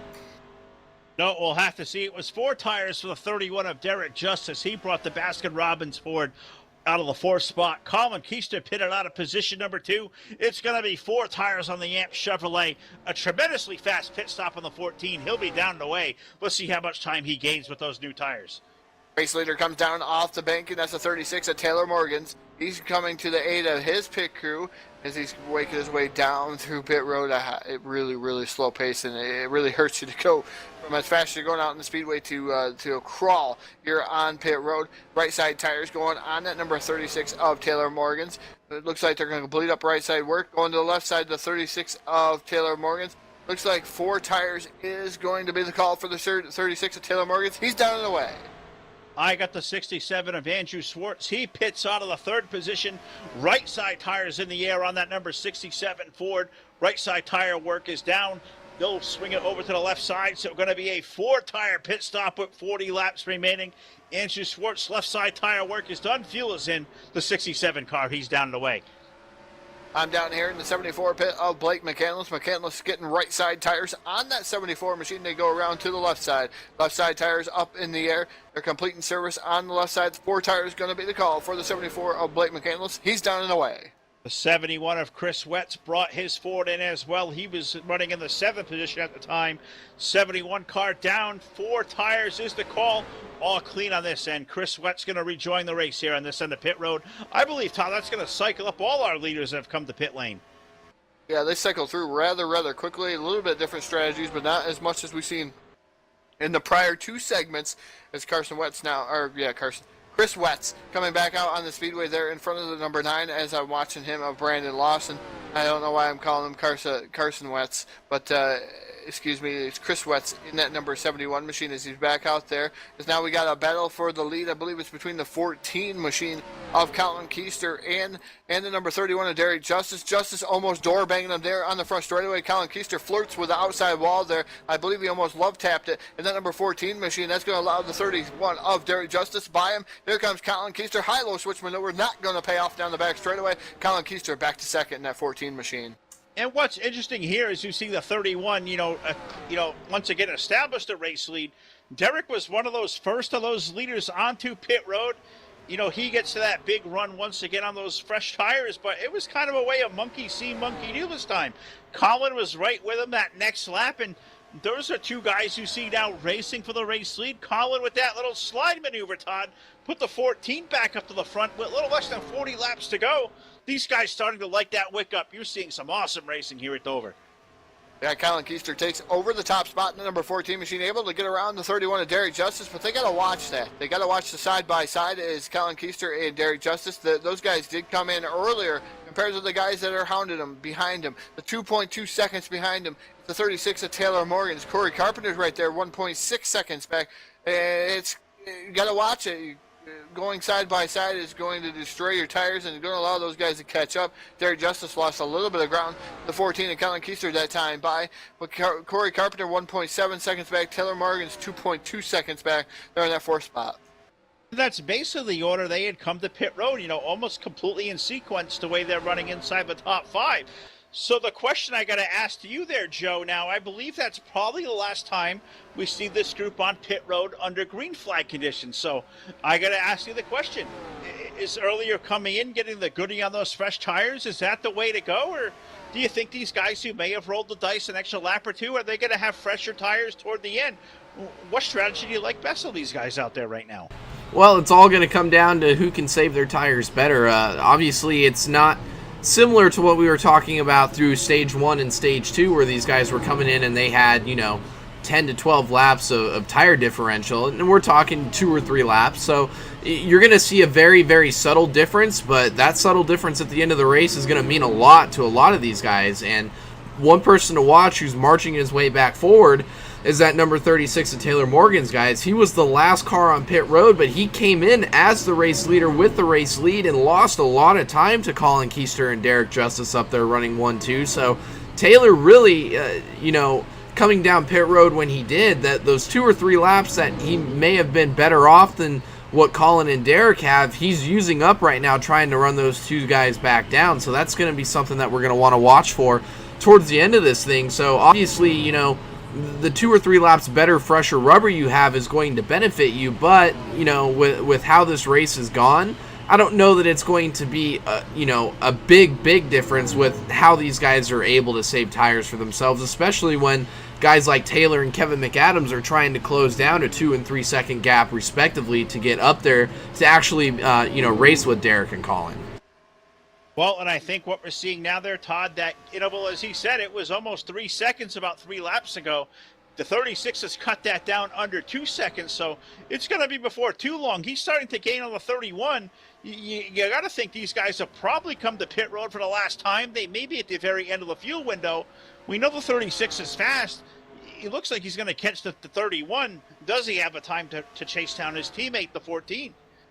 I think he does, the 14 and Kollin Keister, but he's in one of those winner. If you got to really win this race to be in here, and Kollin Keister was on the outside looking in, so I wouldn't see Taylor Morgan's pressure him too much because Taylor Morgan's already into the race. But again, racers know one thing: they really want to win the race, and Taylor Morgan's might be able to go a little bit faster than, say, the 14 of Kollin Keister. So we'll have to wait and see. But maybe Derek Justice is saving maybe in that 31 machine.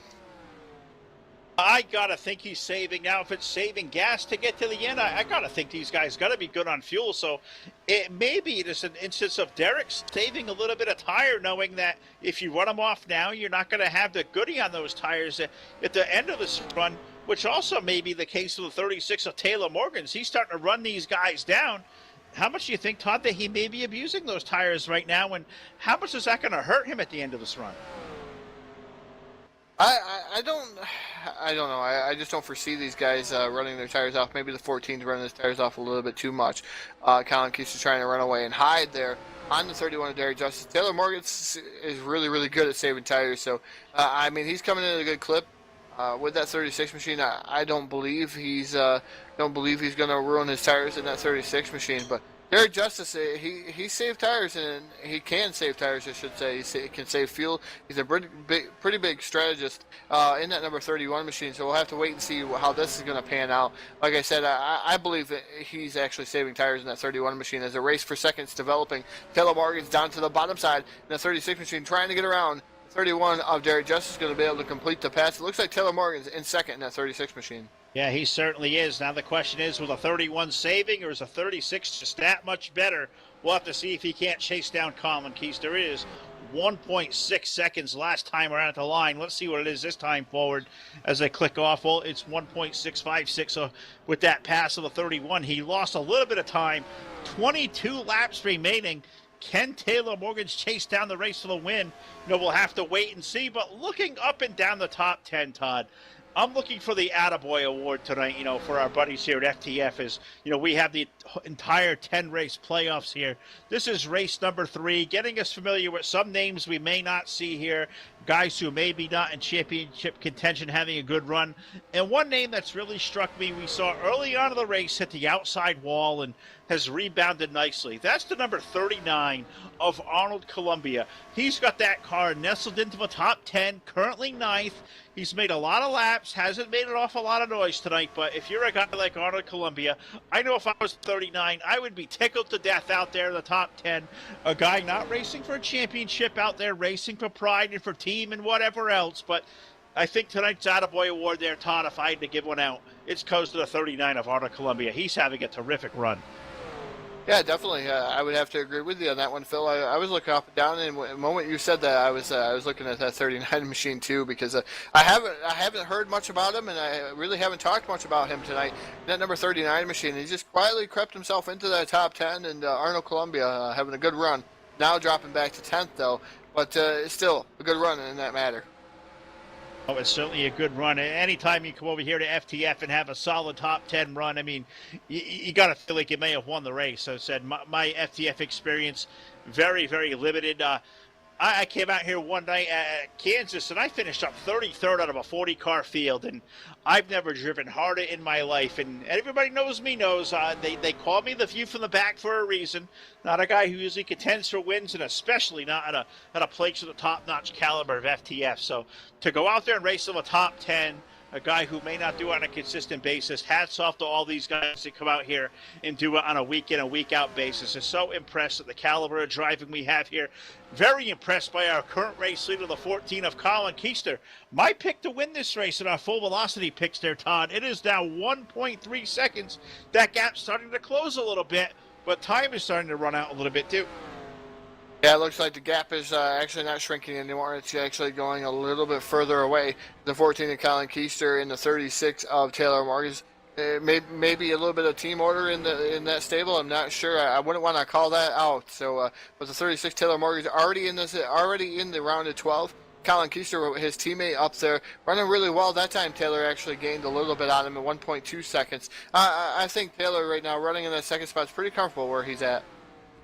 Well, and it may be the benefit as a teammate, as you said. It's no very well documented. Kollin Keister, Taylor Morgan's our teammates out there with Huge Send Motorsports, and Joe is a guy that who's won championships and had teammates there to help push you and catapult you onto a championship. If you're guys like Taylor, like Kollin out there, if you're Kollin, for example, how much at ease do you feel having a teammate behind you, knowing that your championship hopes may be at stake, knowing that Taylor's already locked in for next week? It's definitely a good feeling to have Taylor back there. With Taylor winning that race last week, we heard him talk about in his post-race interview that, the goal for this week was to go out and win stages and get stage points and see what they could do to get their teammate Kollin Keister in there with the struggles that he had last week. So, this is the perfect scenario for these two guys running 1-2 this evening.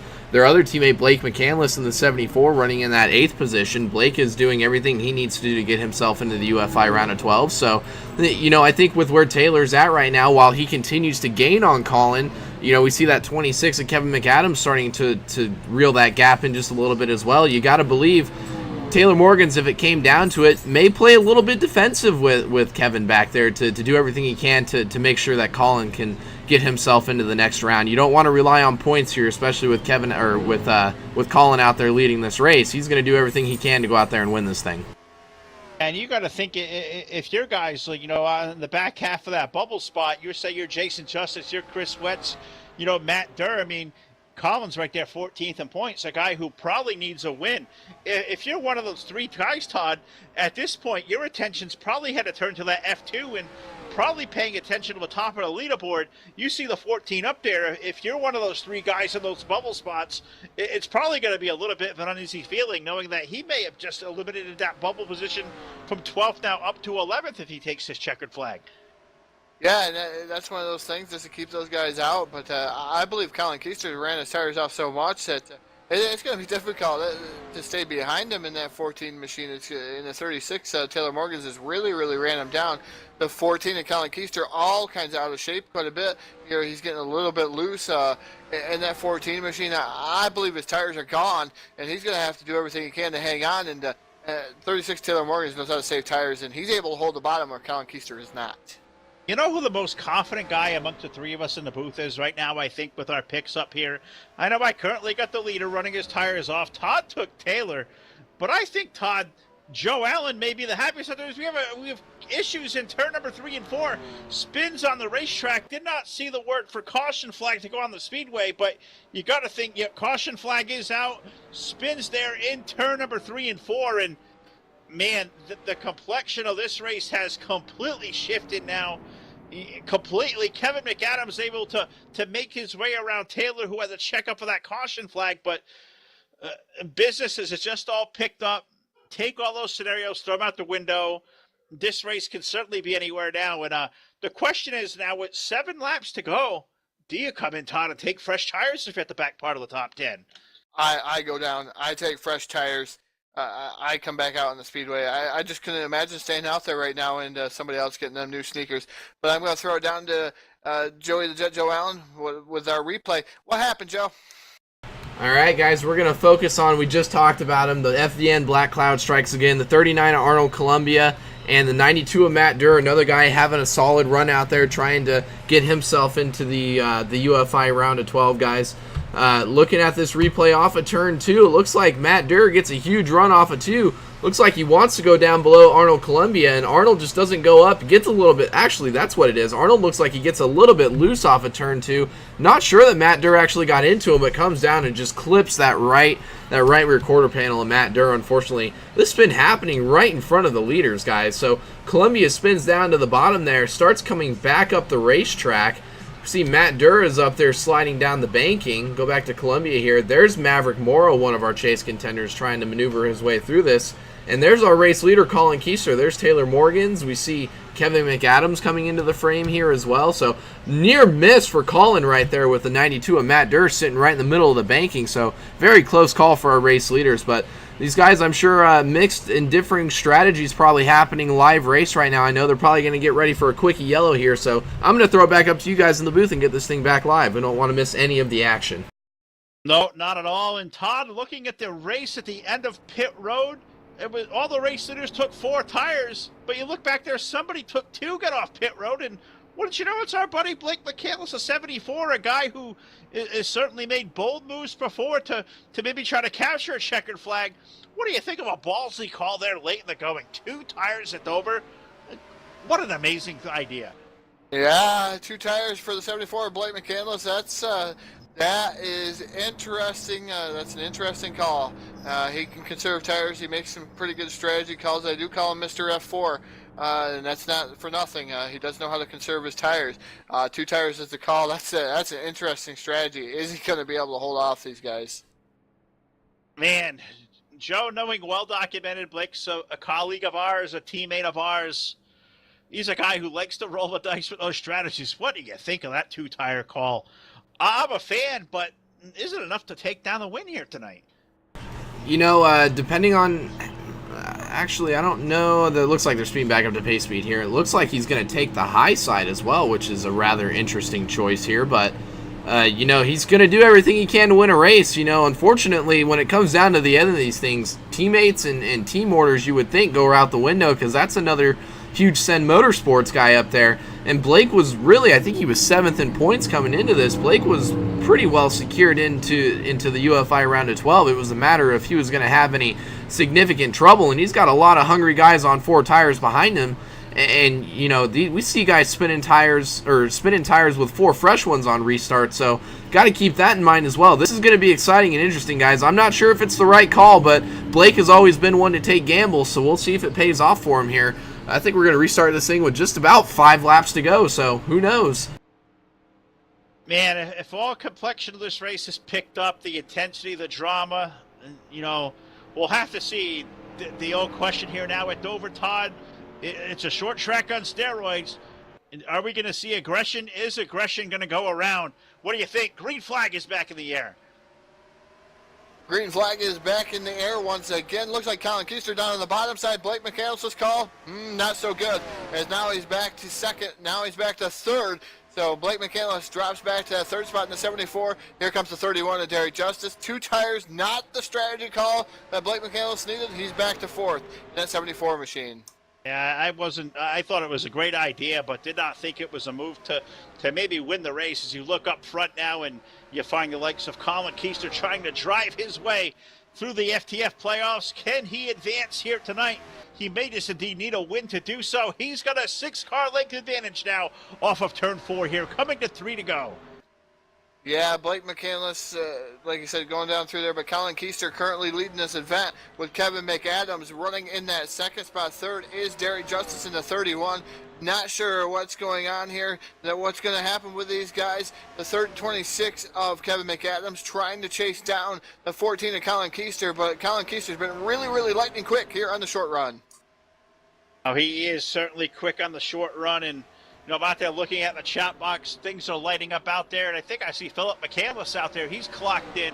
You know, he picked Blake to win. He said, Blake, you're a dumbass for 2 tires. If I'm your brother, I can do that. So great to see Philip clocking in out there in the chat box. Also, Tom Sylvain, he's clocked in saying his spot in the standings. He is praying for destruction, needing all the points he can get. But Todd, white flag is in the air. One more time around for Kollin Keister. Yeah, one more time around the speedway for the 14 of Kollin Keister. Is he going to be able to hold on? He hits the wall there off of turn number 2 down the back straightaway. Kevin McAdams going to throw everything he has got at him, including that kitchen sink. Coming off of turn number 4, it looks like Kollin Keister going to take down the win. And that number 14 machine, the 26 of Kevin McAdams, going to finish up second. Third is the 31 of Derek Justice. Fourth would be Taylor Morgans. Corey Carpenter, 5th. 6th, Philip Kraus. Andrew Schwartz running up in that 7th spot in the number 67. Chris Wetz in the 71 finishing 8th. 9th, Matt Derr. And Blake McCandless with his 2-tire call finishes up 10th. Good top 10 finish indeed, but not the call he wanted to make. How about the ride for Kollin Keister? Putting himself in basically a win-to-advance scenario here tonight in that AMP Chevrolet. He has to be one happy race car driver as he'll advance down into victory lane of that number 14. And we'll have to see if he'll talk to us this week. He's got to be one ecstatic race car driver finding his way on, into victory lane, onto the UFI round of 12 next week with that automatic berth. And you got to think, Todd, all of that, that ambition and motivation that comes in with it, he's going to be breathing a big sigh of relief and got to be one excited race car driver. Definitely got to be one excited race car driver bringing home the win here this evening. Able to move himself into that second round, round of 12 there, the UFI round of 12. Good job to the 14 of Kollin Keister. Like I said, he was really, really good on the short run in that 14 machine. Long run seemed to kill him as it looked like he was not able to save his tires in that 14.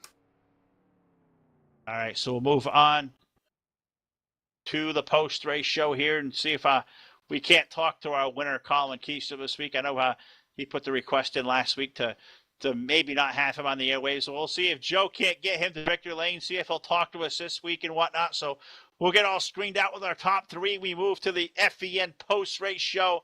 An awesome race this evening. The Pennzoil Battle at Dover 200. presented by Curry Towing, rather. Keister to victory lane. I'm going to throw it down to Todd. I believe, Todd, you're going to get our third place finisher this week, and that being the 31 of Derek Justice. So let's throw it down to you, Todd.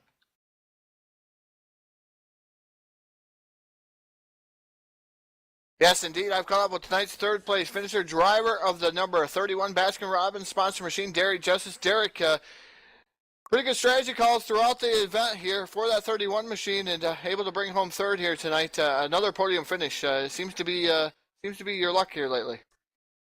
Yeah, you gotta give props to the 36 and the 14. And the 26. They were class of the field. I was a top 4 car. I didn't have a car in the long run, so I had to do some different strategy there to try to make up track time. But we'll take a third. Should have been fourth that caution. But I guess we'll take a third podium finish, and congratulations, Kollin, for the win and get in the chase. Well, tell us about your strategy. I know you made that UFI round of 12 here going, and you've had a consistent finishes here through the round of 16. But the round of 12, does your strategy change any different there, Derek? We know you made it to the Final Four last year, but I know you're trying to make it back there. What kind of strategy calls kind of go through these different rounds? Well, each track has its own character, so apparently it's just the way, the way the racing gives you. I mean, you may have to stay out until you're out of gas, or you may have to short pitch, just whatever the track combo gives you. And I make the strategy call whatever I think is best for me. So, like I said. Do you have a favorite track in this round of 12 that's coming up here, Derek? In the round of 12, do you have a favorite track that you're looking most to maybe try to win, to try to advance your way in? I don't know. I don't know. You can call it a favorite track. I'm just so focused on what the next track is in front of me. So I'm not looking ahead. Like what is my next favorite track? To do good. Sorry. And I just one track at a time. I'm not really set in stone on a particular track that I wanna get the W at. So no favorite track.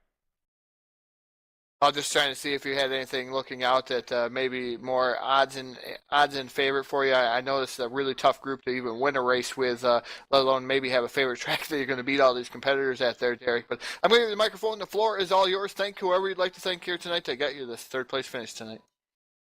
Of course, props to the admin staff at FTF and Justin providing all these broadcasts. Out of his own pocket to do these fantastic broadcasted races on the Full Velocity Network. And, of course, thanks to you guys for putting the show on. And I'm sure it was exciting in the YouTube chat. And props to everybody that's watching in YouTube land and everybody that supports this NR 2003.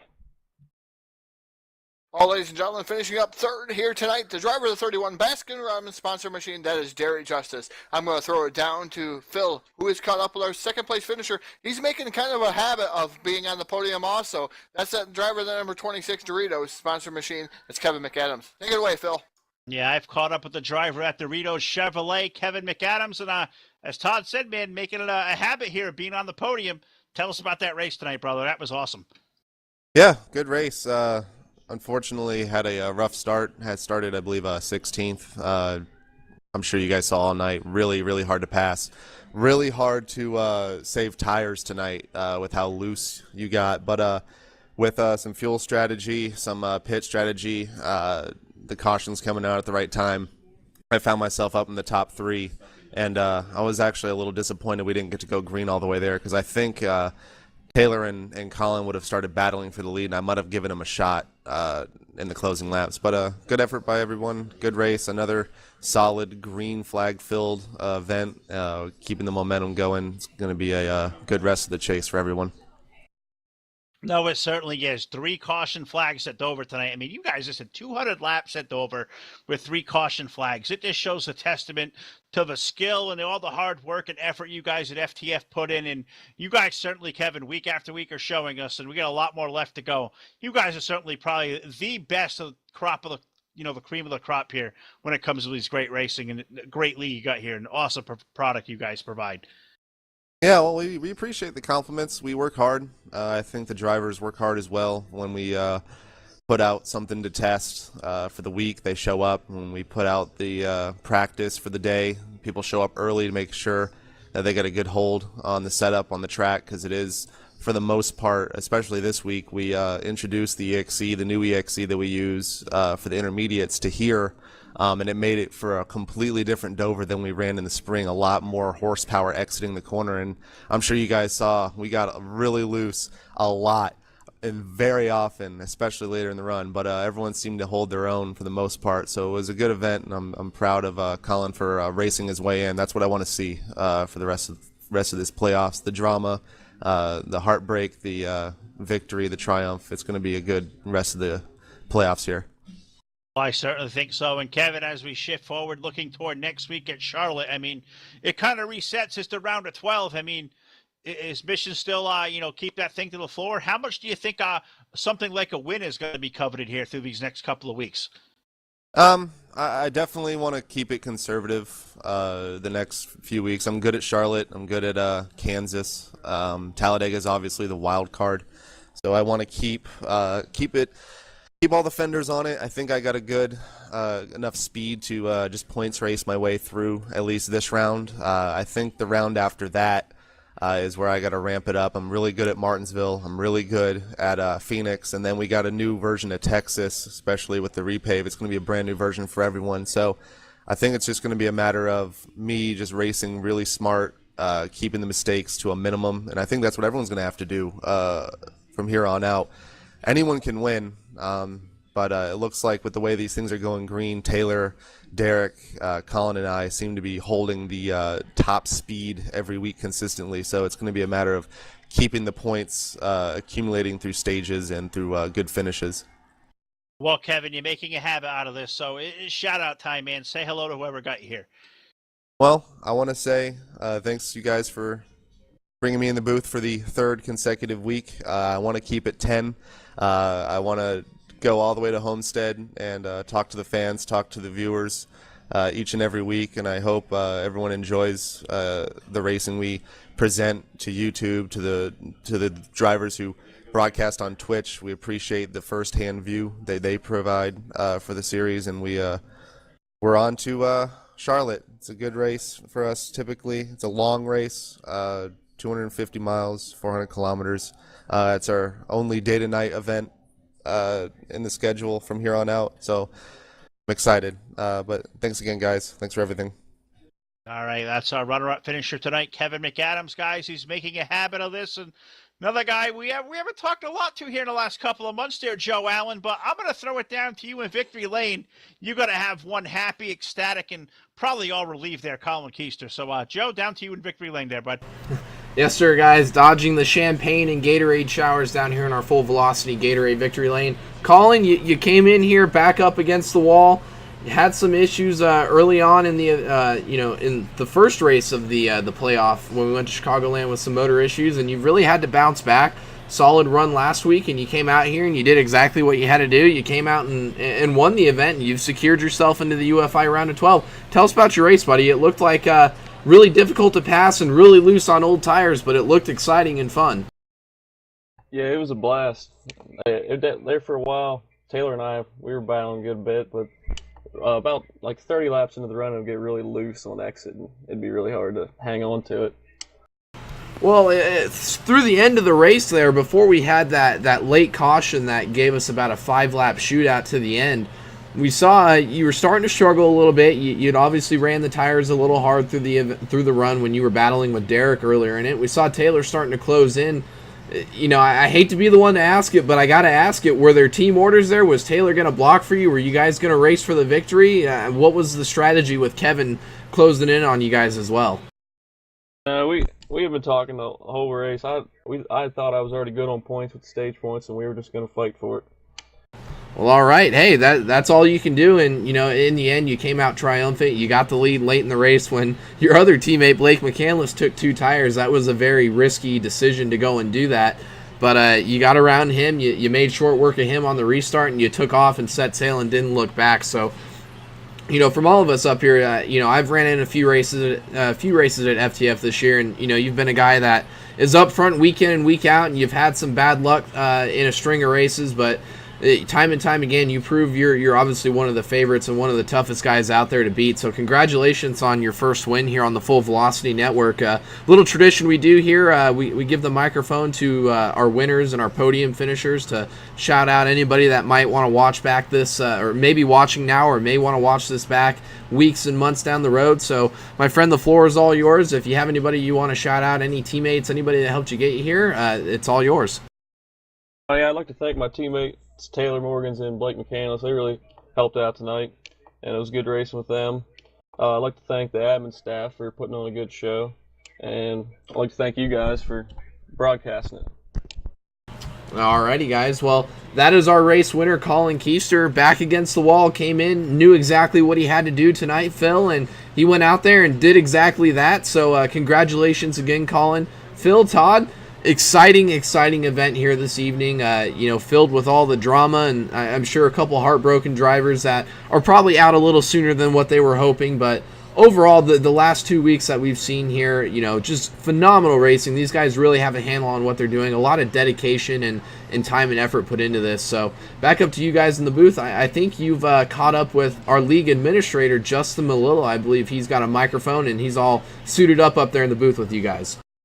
It is that time. Drum roll, please. Justin Melillo, give us our point standings update. Who made the cut? Who didn't?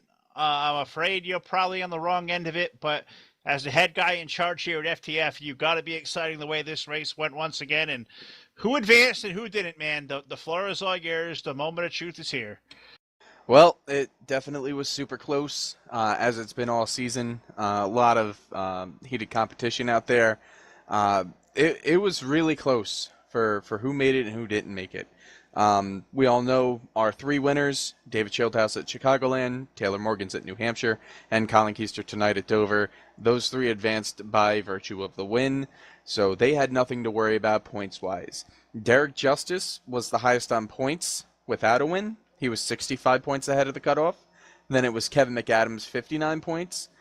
Corey Carpenter was 53 points. Andrew Schwartz then had a 20-point advantage. Maverick Morrow and Blake McCandless were both 17 points ahead of the cutoff. Chris Wetz had a 12-point advantage.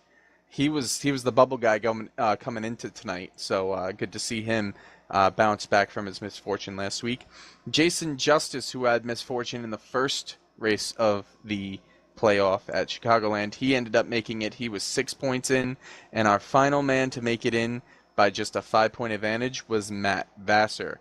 Our four drivers that will not be advancing, unfortunately, Tom Sylvain, whose engine cost him tonight, he's 5 points out. Matt Derr, he was 6 points out. Brandon Lawson, a two-time winner this season, he was 11 points out. And myself, who never really showed up this playoff, I was 29 points out. So that's what we got. Sucks for the four of us who will not be going to the UFI round of 12. But congratulations to the 12 drivers who made it out of the SMS round of 16.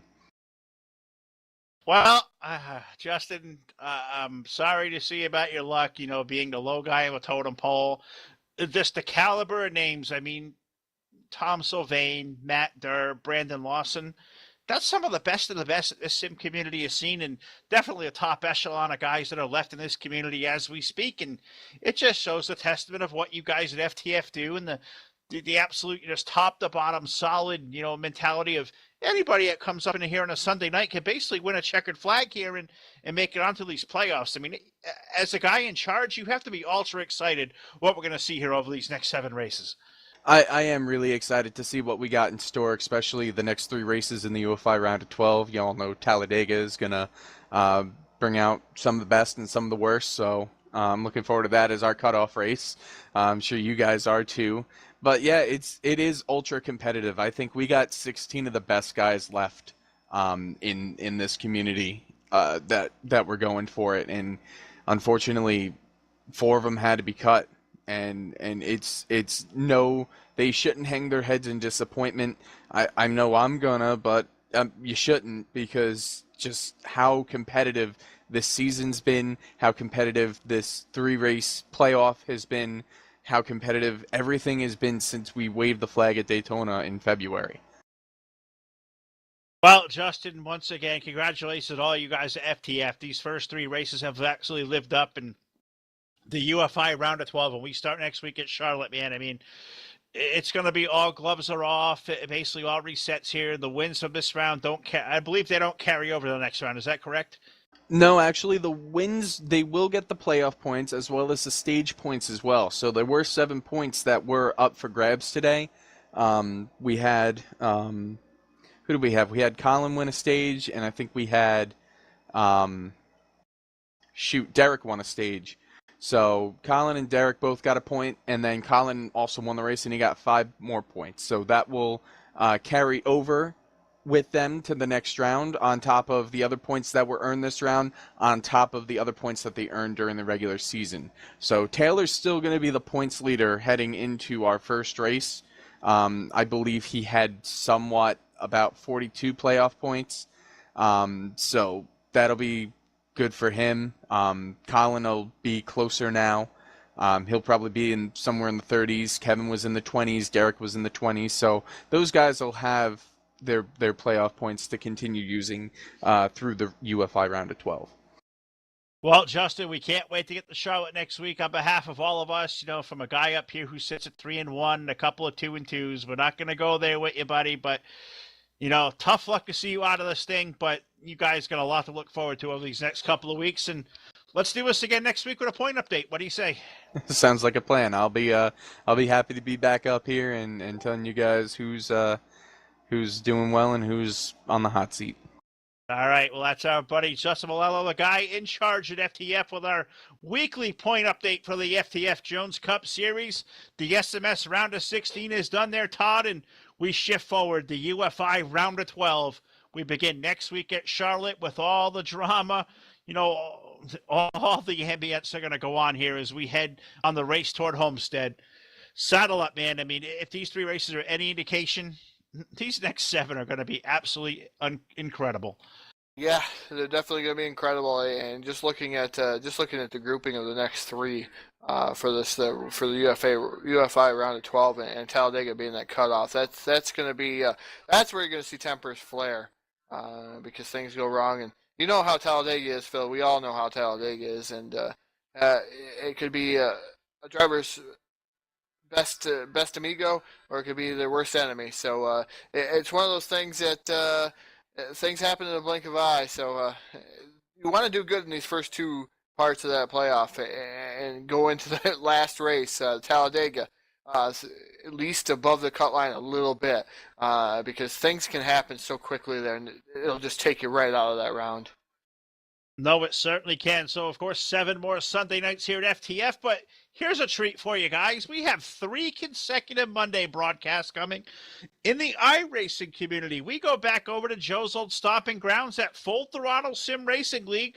Go see Brody, Hannah, and Paul, and all the guys over there at FTSR. Will be on the air tomorrow night. The super late models, the Steel Cage Racing 175, presented by Rent a Race Car at the Stafford Motor Speedway. And I get to go back to my home base in Connecticut. Yes, Thompson, my local track, but also got a background at the Stafford Motor Speedway. Know a lot of history of that place, and can't wait to get there tomorrow night for 175 laps of super late model racing. So check out tomorrow night for our link. We'll have that broadcasted out there, I believe 9 p.m. Eastern start time. So check us out. And, of course, our full schedule is located at our home base, fullvelocitynetwork.com. So until tomorrow night, for our buddies up here, for Joe Allen at the controls, Todd Stanton alongside, my name is Phil Lacasse. Thank you out there, everybody, once again, for all your tremendous support out there in YouTube land. And we'll see you next time live on the Full Velocity Network as we bring you the ultimate eSport experience. Good night.